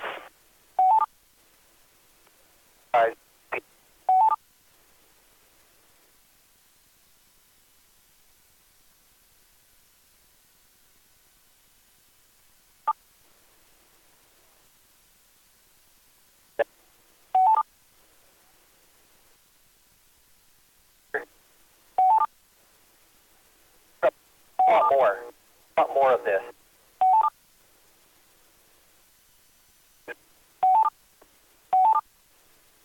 The captain of the ship, the head honcho, the big boss, that he puts the plans together and people execute the plans. You have those that are loyal to him, those that are, and then you have other ones that are just sort of along for the ride. So the captain puts things together, people follow, which brings us to Zoe. Zoe is his second in command. Zoe follows his plans, is very loyal to him. You can see that, and I'm talking about just this episode. They develop the characters more throughout the series, but in just this episode, we get enough of each of the characters to want more, to want them to give us more of a story, and that's exactly what they do through the series. So you've got the captain and Zoe, and between those two, they can pretty much put together any plan and pull it off. In order to do that, they need Jane. So that's where the muscle comes in. You've got Jane in there. He's the hired gun. He'll sit back and watch the captain take a beating if he thinks he deserves it, like we see in the bar fight. And but he earns his pay. When it comes down to it, he'll earn his pay and he'll do what he needs to do. Then you've got Zoe's husband. You've got Wash, who is it? You're not really sure where he stands until you get to about the end, three-quarters. One thing you know is that he knows how to fly that ship. No question about that. He's the pilot. Nobody's going to question that he's the pilot. But he also shows his loyalty when Jane gets drugged, and he wants to stay there to get the captain. So you can tell that Zoe and Lash are very loyal to him. Then you have sort of the innocent mechanic, Kaylee. She's there. She's a mechanical genius. She can fix and repair anything, although it might be in her own time sometimes. But she's loyal, but she's there. She's innocent. She's just doing what, she knows what's going on, but that's okay. She's just going to do her thing. And then for some reason, you've got a reverend, a shepherd, just walking around on this spaceship. What is he doing there? And but it's great to see him later. But he does make the one comment. Well, I'm right here among the heathens. I'm right where I need to be. So that's kind of funny how they put him in. You have the registered companion who has a status, whether it's on the outer edges or she has an elevated status, or within the alliance. She's a respected person of society, and that helps them out. And then you have the two fairs, the doctor and his sister, and you see what he's given up. And so he's loyal to his sister, and she comes and goes, and that's a whole nother topic and discussion, just her character in itself. All the characters are great. They all have depth, and they all work well together, although they don't always like each other. They banter back and forth very well. The writing is great, and so I appreciate all the comments, and Tom, that was great on What Am I Watching Here? KF5CCP, back to net.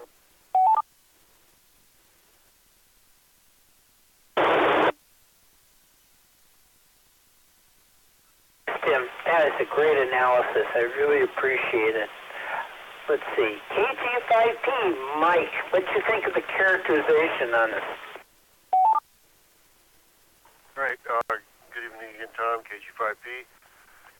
Well, this movie was a little confusing, I thought, in the fact that the characters developed. They weren't certainly one-dimensional, but they all seemed to be kind of generic in that they were all about the same age. They're all, all the whole 20 to early 30 something, beautiful people. That uniformity just struck me as being kind of unrealistic. The only nasty looking ones are the thugs that played into that thug role, the goon type characters. But it was sort of a disconnect, I thought. There wasn't enough variety between the physical appearances of the characters. They're all pretty much the same, like they all just graduated from charm school or modeling school or something like that. I did think that some of the one-liners were pretty cute, pretty witty. I wish I could do that myself. Come up with some of those one-liners the way that they did. But I don't know if anybody is that witty except for maybe Groucho Marx or Johnny Carson. I mean, it was enjoyable, but it wasn't.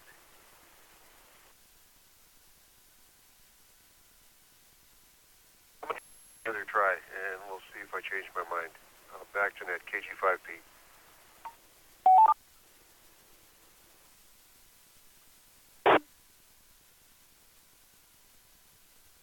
Thanks, Mike, and that's okay. I mean, this is not an everyday series that you're going to get fully digested the first time you see it.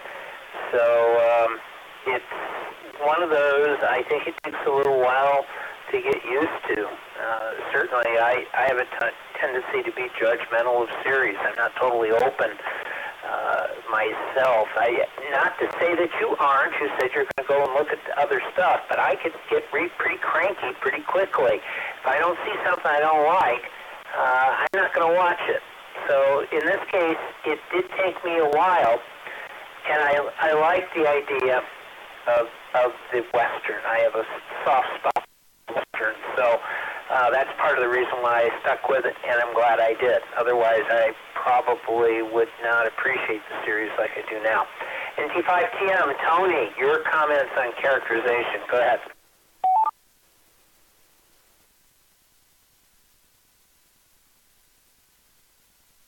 Tom. I'm kind of with Mike. I'm glad I wasn't the first one. And yes, this series is a challenge for me because I usually find Westerns boring and annoying, and I don't like fist fights, and I don't like the shaky cam. So it does have some challenges. The characters were a point of potential and a point of worry. Yes, there's definitely some chance for some more complex relationships that we haven't seen yet, but they did at first seem like stereotypes. Aaron thought the preacher did have some potential, but the captain seemed like a predictable, lovable scoundrel. He had the wry sense of humor, the striped trousers like Han Solo. He had the tough, loyal second in command, and I was waiting for like Gilligan and the Millionaire to walk on the set. River especially worried me, and she worried Aaron a lot, because River resembles a type of character, a trope called a Mary Sue.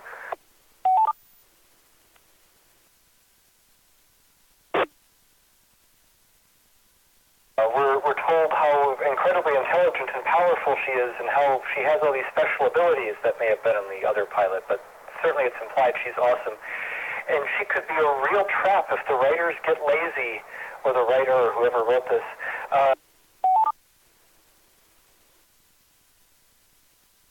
This is something.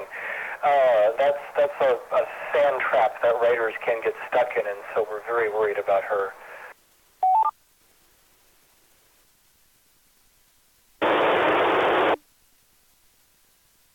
The prostitute, knows this much more than I did. She is much, I'm trained as a scientist, and she was studying sociology and this literature. The prostitute did seem to be a kind of a perplexing character for Aaron, because she's the highest status person by far on the ship, and even in towns she walks into, and yet all the other women are clearly have day jobs valued for their mind. They're not expected to walk around in bikinis.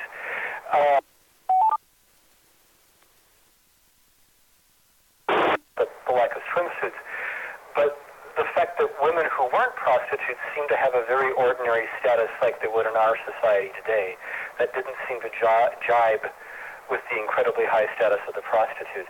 And Aaron was worried that she would just be used as an opportunity to spice up the plot when needed, kind of like River, a trap for lazy writing.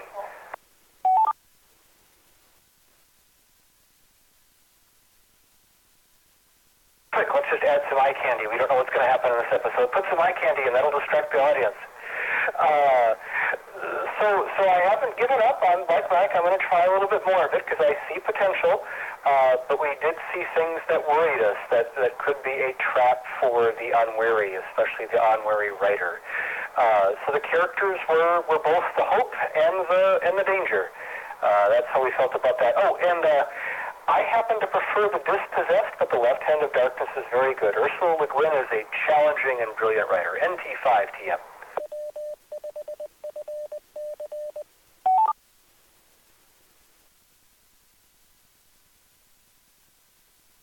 Tony, those are excellent comments, and it's okay. You don't have to like it, but yeah, keep the door open. Watch additional episodes. I think they're available on Netflix or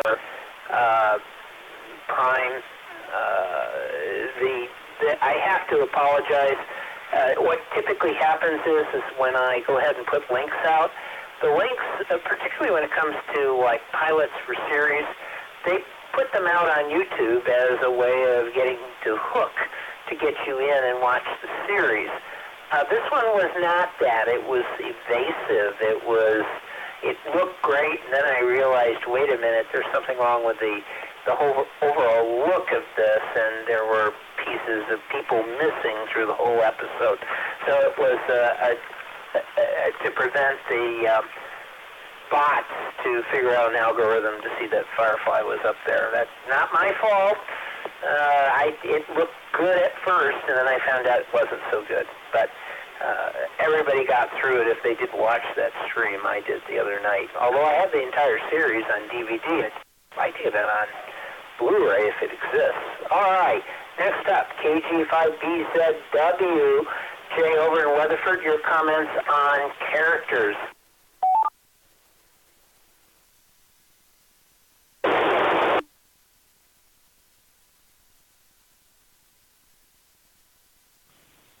This is Kilo Golf 5, Ross.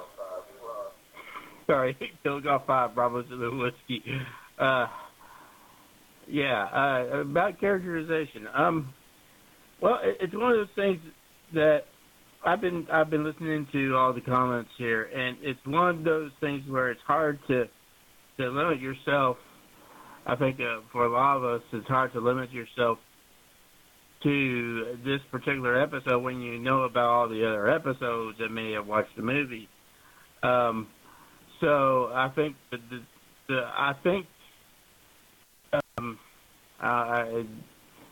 there's a reflection certainly in my mind of the whole series in this episode, and when I comment on this episode, I'm kind of commenting keeping the episode and the whole series in mind. So, doing it without the series in mind is a little bit of a challenge for me. That being said, in fact, I'll say it. I'll say it's more than a challenge. I think it's impossible because it's like I already know certain facts that make certain things make more sense. Like Tony said with the prostitute, well, that actually is a part of this universe. They actually go in and explain how the profession came to be and how this profession ended up being a pretty high societal, I want to say high on societal totem pole, but we know about totem poles may actually be reversed, but whatever. You learn about certain things about prostitutes, the hired hand, and others, but some characters aren't exactly what they. There's a whole development through the series, and restricting it back to this episode. Let me reset.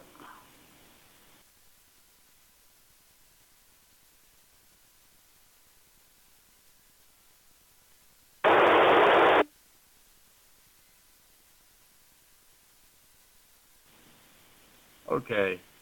Yeah, nice. All right. That took a long time to reset. I guess there's a slight delay. So,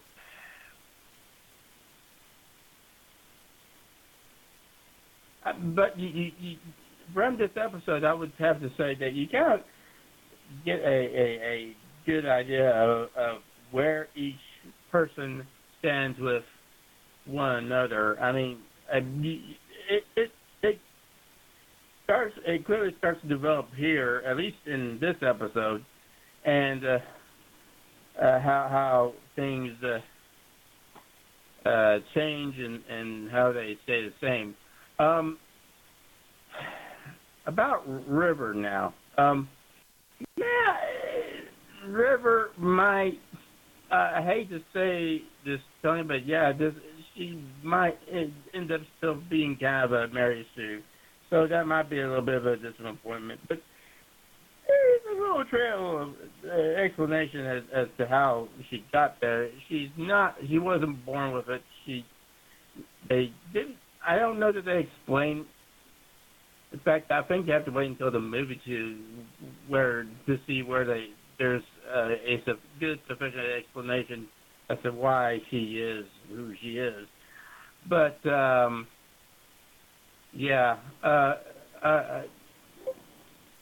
not sure.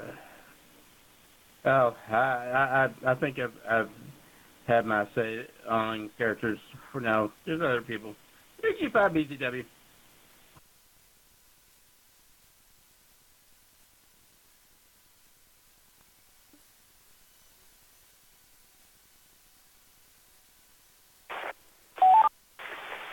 All right, thank you, Jay. Appreciate your comments. Next up, and this is KE5ICX. We're talking about Firefly, the train job. W5EBB, David. Your comments on characterization. The captain, I guess his nickname is Maul, definitely a nonconformist, renegade, Han Solo-like scoundrel, but ethical. Yeah, he does some illegal stuff, but there's kind of an ethical illegality about it. But is that a dichotomy, you know, to be a nonconformist and still ethical? Well, I think that's part of the question of the series. I haven't seen many episodes, but certainly with this character, I mean, the captain is obviously in command of his own ship, and he makes his own choices that affect both himself and his crew, but they seem to be done with a moral, ethical base. And that is his realm. That is a scope of influence that he can have a direct impact for. And, of course, his crew generally follows him, and, you know, they trust him. And he's carved out that kind of a insulated shell of an existence that he is able to control and manage, which is kind of an interesting concept. Now, down the chain of command, though, you know, things can get a little dicey. Like the second in command officially got taken out with a powerful sedative, which is, you know, things can go awry when the order of chain of command breaks down. But it kind of worked itself out to the better in the end, even in that case. But yeah, I'll probably watch some more of these episodes. It sounds like a quality show. W5EBB.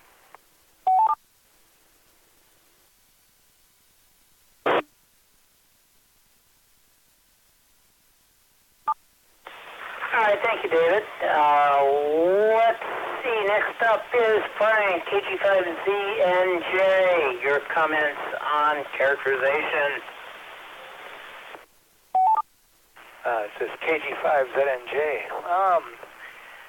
I think it's been well covered. I mean, I don't really have a whole lot to add, you know, given what everybody else has said, but I really thought that it was hard to do a lot of characterization and really bring that out, only because it was a limited time for that episode, and there was just so much story that was, you know, taking up most of the time of what they had. So, you know, it's not a whole lot of time, but I mean, you know, you had Captain Reynolds, you know, like everybody said, devil may care, flying fool, space scoundrel, and his merry band of space brigands. They were very interesting, and only some of them really got some good screen time. And what I liked overall about them was, you know, you can tell they're complex, and that you're going to have to watch the whole series to figure them all out, and they're all going to come at you one at a time during other series. You know, that was pretty obvious. And they're kind of unified, but they're kind of not. And everybody's kind of got their own little agenda and their priorities. And what I like, though, is that they just seem to find a way to come together when it counts. So that's kind of cool. As for the actual cast, I know anybody on that cast except for Adam Baldwin there, who played Animal Mother on Full Metal Jacket, and Ayanna Sarah. Her name is Morena Baccarin, I think is her name. I knew her from the V series that came after that, which was, you remember the reboot of the original V series from 1983 or 84. And those are two actors I really like, and they're two actors that have not been overused over the years. So they're pretty obscure, but they're very memorable actors. So I really enjoyed seeing both of them, and it was a total surprise to me to see them. I think a side note, I think a really good Afterglow pick would be the original V series of the early 80s. That would be pretty kick-ass if you got the V miniseries. But, like I said, everybody else did pretty good. That's about all I had to say. This is KG5ZNJ. Back to you.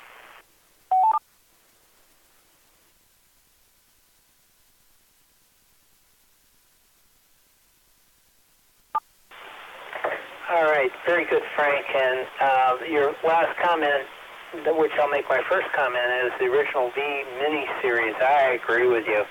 I have asterisked it and circled it. I will look for it elsewhere. I do get, by the way, I do get occasional emails. Mike, KG5P, sent me a movie to put on the list, and I will do so. The original V miniseries is one of those. Of course, as a miniseries, it's like 4 hours long. But if I can figure out a way of getting it in, I agree with you. I think it was an excellent series, and it had a lot of interesting social commentary that went along with it. But I digress. I have to move on. Let's see here. The NJ next is KC5OZT, Miss Carolyn. Your comments on characterization.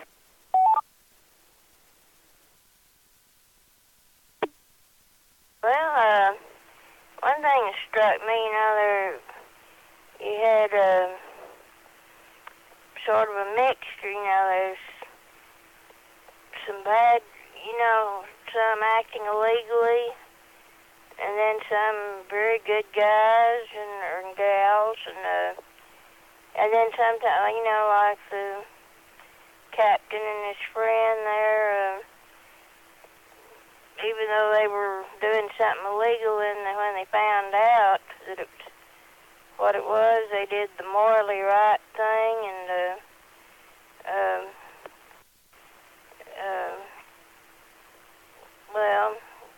giving the drugs back to the people. And he had that sort of through there, some a mixture, it's hard to describe, but I never did get around to figuring that river out much. I didn't see her too much, but overall, Max Frontier, some, it was almost like good people, but sometimes having to do bad things, I guess would be a good way to put it. But overall, they were very well played. KC5OZT.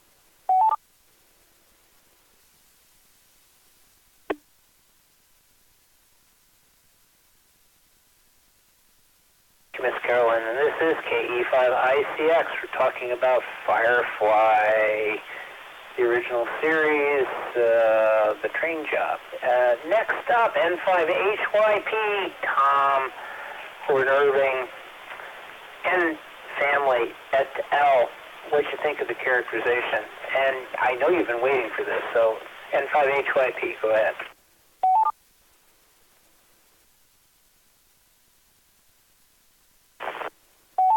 This is N5HYP. Yes, character development is interesting. You don't want to find everything out about characters. You need to figure out why they are, where they are, and this show that wasn't the pilot but became the pilot did a very good job of developing that. That was mentioned before. And of course the series does as well. You still are, what in the world is a, quote, registered companion, in quote, doing on an essence of pirate mercenary ship? You find the development out about River and her brother and why River is what she is. I think it's very convincing. She plays the actor Chris plays a very convincing, mentally disturbed person. So I think character-wise, it had so much potential. You look back at it again, you go, yikes, watch this get missed. But yeah, because it was a space western. So back to that. KE5ICX and the group. This is N5HYP. Elvis has left the building.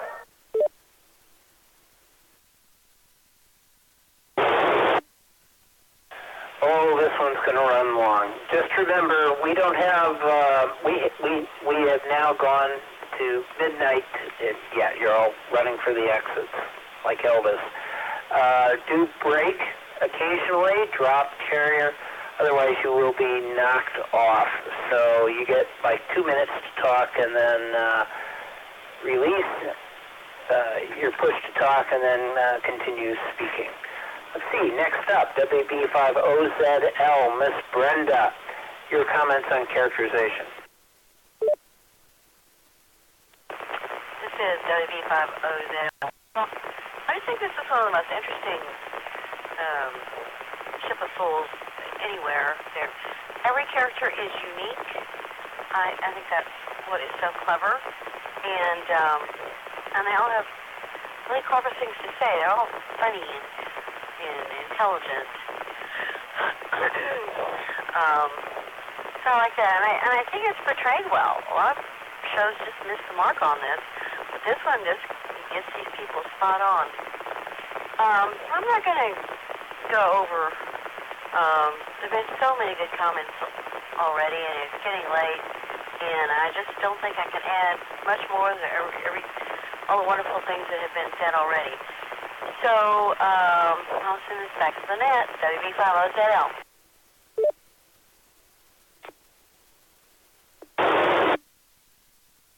Okay, thanks.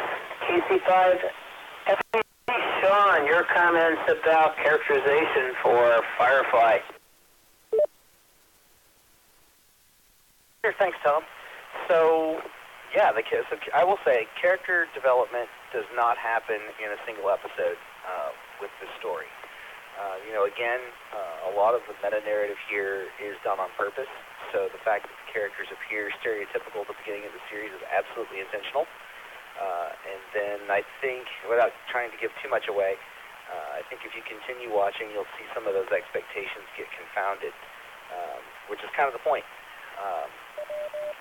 And that's especially true in both the case of Inara and River, which Tony mentioned were the two that were the most problematic for him. I think if you hang with it, you might be surprised. But other than that, a lot of great comments have been made so far, and I don't have just a whole lot to add, other than to say that this character is an individual, and that does get made clear. Although truncated, because obviously there was supposed to be a lot more show, and then because of Fox's shenanigans, that didn't happen. So, but yeah, that's all I've got. KC5 FAZ.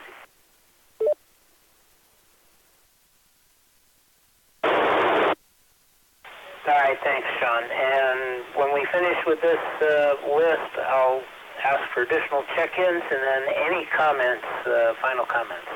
KC5. Papa Mike November, James over in Fort Worth. Your comments on characterization?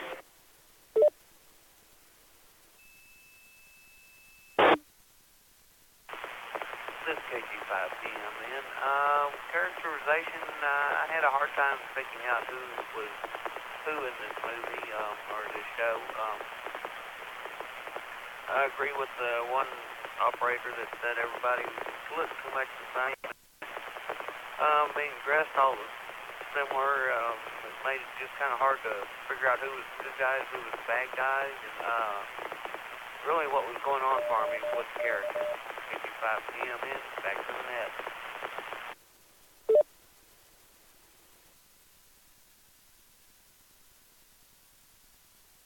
No problem, James. There are a lot of series like that. Next up, KFI PDS, Miss Billy and Sherman. Your thoughts on characterization. And remember, we got a 2-minute timeout now. Please go ahead.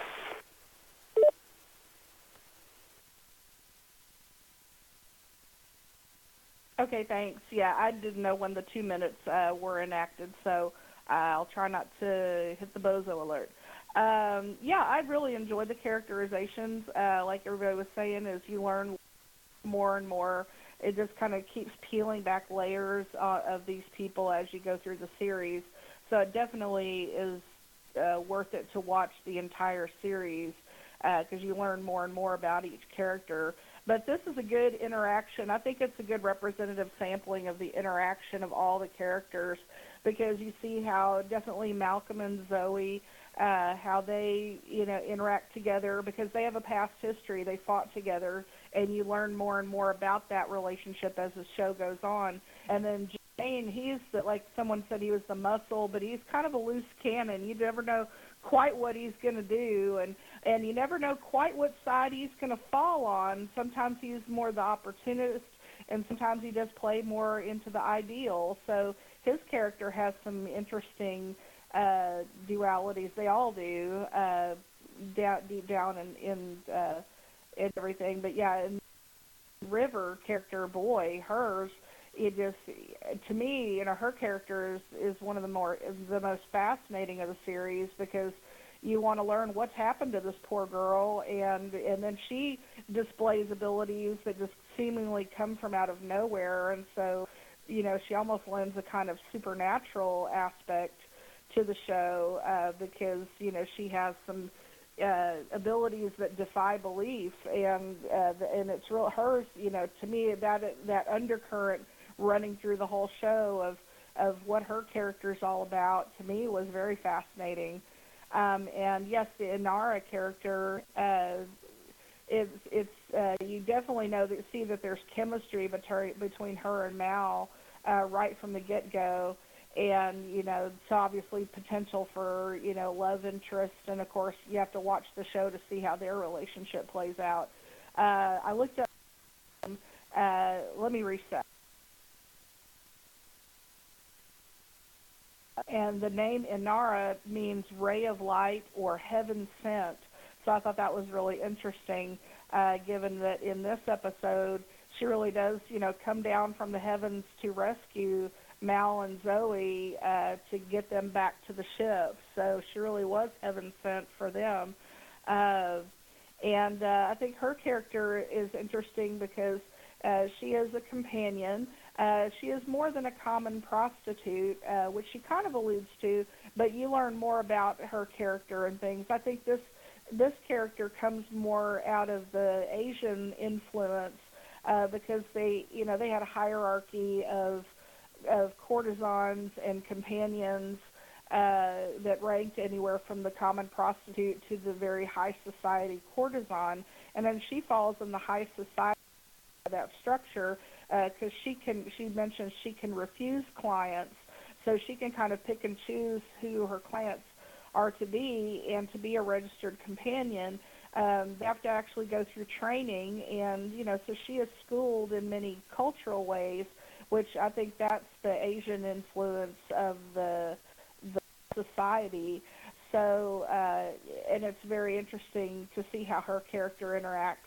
But in this episode, she interacts as kind of a legitimizing force, because she actually has alliance credentials that can help them get them in and out of tight spots. Let me reset. So, like they mentioned, she went down and they ran her credentials, and she turned up as, a legitimate, alliance, I guess, citizen, because she is a registered companion. So her credentials can get them in and out of places that they otherwise normally go. So, which I think is interesting. And then, yeah, Kaylee, her talents and abilities come through. She's the tech whiz. And I think that's interesting to put that in the, power of a female, to show, that she is the mechanical whiz at getting that ship running, and kind of their Scotty. And I think that's interesting to put it in the hands of a beautiful girl, So she is, can be tough, but she also is very vulnerable and in some ways innocent. But you have to watch the series again to see the duality in her character. So there's all kinds of layers that abound in here. And I thought it was interesting that Mike mentioned Deadwood, that some of the dialogue seemed like Deadwood.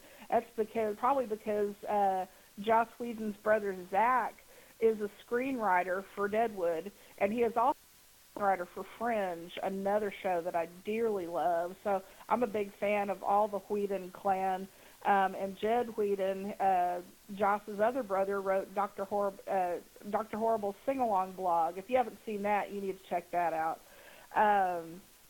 But I love the characterizations and all the dialogue. You have to really listen carefully. And there's so much more that goes on in the show past this episode. So if you have not seen the series, I highly, highly recommend it. And the music, of course, I love the music with the slide guitar. Really gives an air of kind of country frontier feel to the whole thing. So let me reset. But some of my favorite lyrics from the song is, it says, "Boil the land and burn the sea. You can't take the sky from me." So it's all about, not necessarily the planets, but it's about who owns and the ownership of where they're wanting to call home. So I think I just love listening to the theme song. A lot of times it'll have skip intro on these, but I'll never skip the intro because I love listening to the song. So anyway, that's all I can think of. So let me roll it back to you. This is KFI PDS, back to net.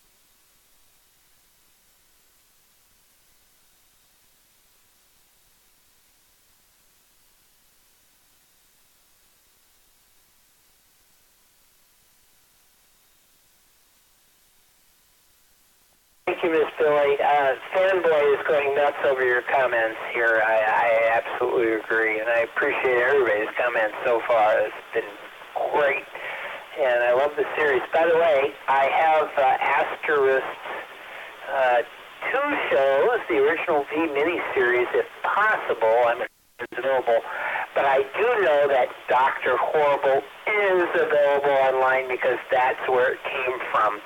So I have, I see if we can put that in the queue probably around Christmas time. I love that show. I love it. Never mind, I'm getting fanboy. All right, my comments on this one and the characterization. Yes, it takes some time to get to know the characters. Billy brought up something that I thought about the companion, and that is that individual is rather important in this society, and maybe in an Asian Chinese society that's true, and that makes somewhat sense. I mean, there are tribes, societies where a matriarchal society is the most important. It all depends on what's important to a society, and that stuff comes about through various weird ways. And I think that this series decided, well, let's go ahead and do it that way. Let's make the companion one of the most important characters and one of the most important people in society. Why not? If it provides a service and provides something that matters to society, then you go ahead and you do it. Geez, that's happened throughout the millennia. So I thought that was really cool, and I agree with Billy on that one a lot. I'm not putting words in your mouth. I just agree with you on that aspect of it. The characterizations, the characters are so fun. Yeah, it gets cutesy. Everybody has a comment and a word for everything. That's okay, because that's what writing is all about. If you've never done the, what do they call it? Not the straw man. There's another phrase where you go and you reconvene a conversation that you had with somebody and say, I could have done it better. Yeah, you could have done it better, but it didn't happen, and as a result, the reality of the thing is it didn't happen.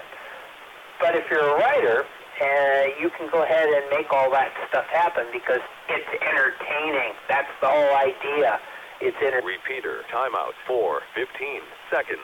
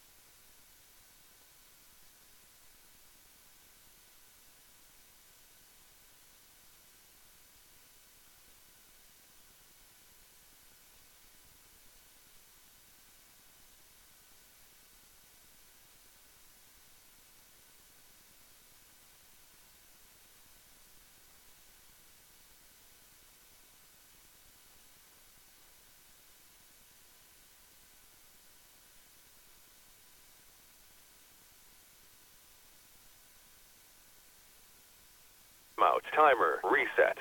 Repeater enabled. I did it. I did it. Oh, I'm sorry.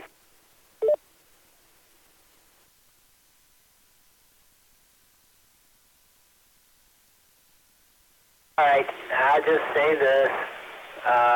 I enjoyed the series a lot. I liked the characters immensely. I thought the whole idea and the characterizations were wonderful and well done. And I'll stop now because I messed up. I haven't done a bozo alert in like days. So I'll take additional check-ins. Anybody like to join us this evening? And then I'll go to final comments. Anybody who would like to join us? We're talking about Firefly, the train job. Anybody out there, please come now, who is not already checked in.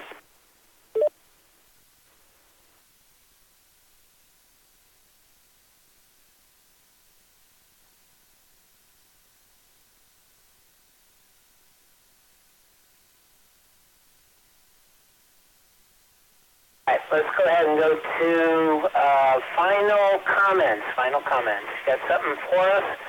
Give me your call sign now.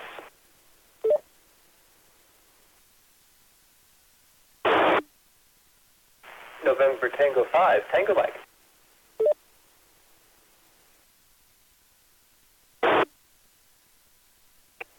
CCP.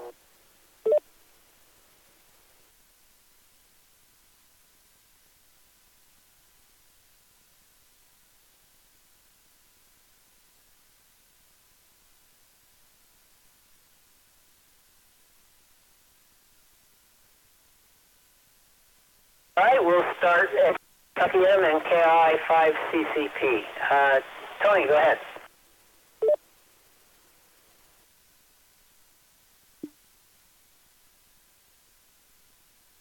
Thank you, Tom. The thing that gives me hope and that will get me to try another episode or two is that I really liked the television series Babylon 5. But it took a very long time for that to get past its stock characters and for the relationships to start changing and growing and sometimes even reverse and good people to become evil. So yeah, it really can take time. And I was lucky with my introduction to Babylon 5. I hated commercials, so I started by videotaping like half a season and watching it all at once. I was a binger before there was Netflix binging. So I'll give it a little more chance. Certainly it's inspiring how much everyone likes it. MT5 to you.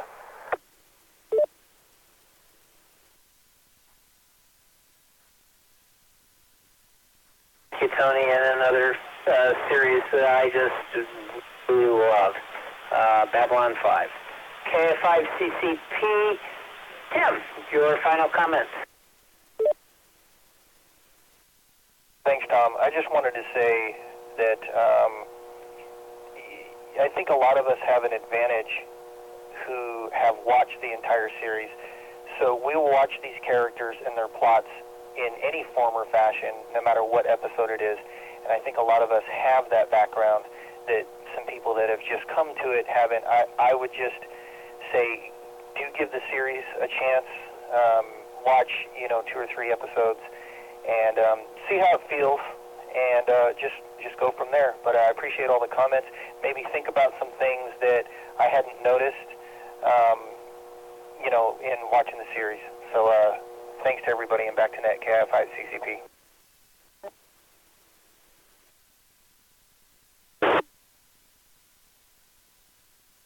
Good, thanks, Tim. Appreciate your comments this evening. Okay. Let's see. I'm going to go ahead and close it out. If there's additional comments afterwards, that's fine. I want to thank everybody who checked in. Let's see. 1, 2, 3, 4, 5, 6, 7, 8, 9, 10, 11, 12, 13, 14 people checked in starting at 10:30 this evening, including myself. I appreciate everybody who did so. Our next movie or series, we're doing TV. TV is the 1968 series UFO, or as it's known, UFO. UFO. It was out of England, and I think it was Canada. The two of them got together. UFO. I think it's called Contact. I don't remember. I'll send the link out, the first episode. It's sort of like a prequel to Space 1999. It's done by the same people. You'll find out why. Interesting, intriguing concept, although in the end it kind of got really ridiculous. But it takes place in the future, 1980. So you'll love it doubly more. So anybody else, any final comments? I'm closing it down. Please come now. W5FC.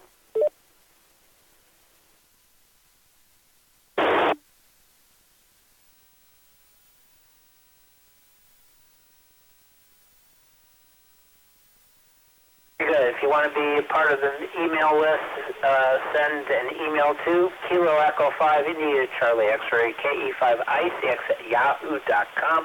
Say you would like to be added to the email list, and we'll do so. Otherwise, you can, if you're a Facebook fan, you can go to Facebook and go to Afterglow, one word, movie, Afterglow movie, 2 words, and you can sign up there, and I'll put you on the list, and you'll get the same information everybody else gets. Either way, it works. All right, 7-3, everybody. I had a blast this evening. It was a lot of fun. And here we go, 2 hours into the whole thing. 7-3, have a good evening. KE5ICX, I'm clear.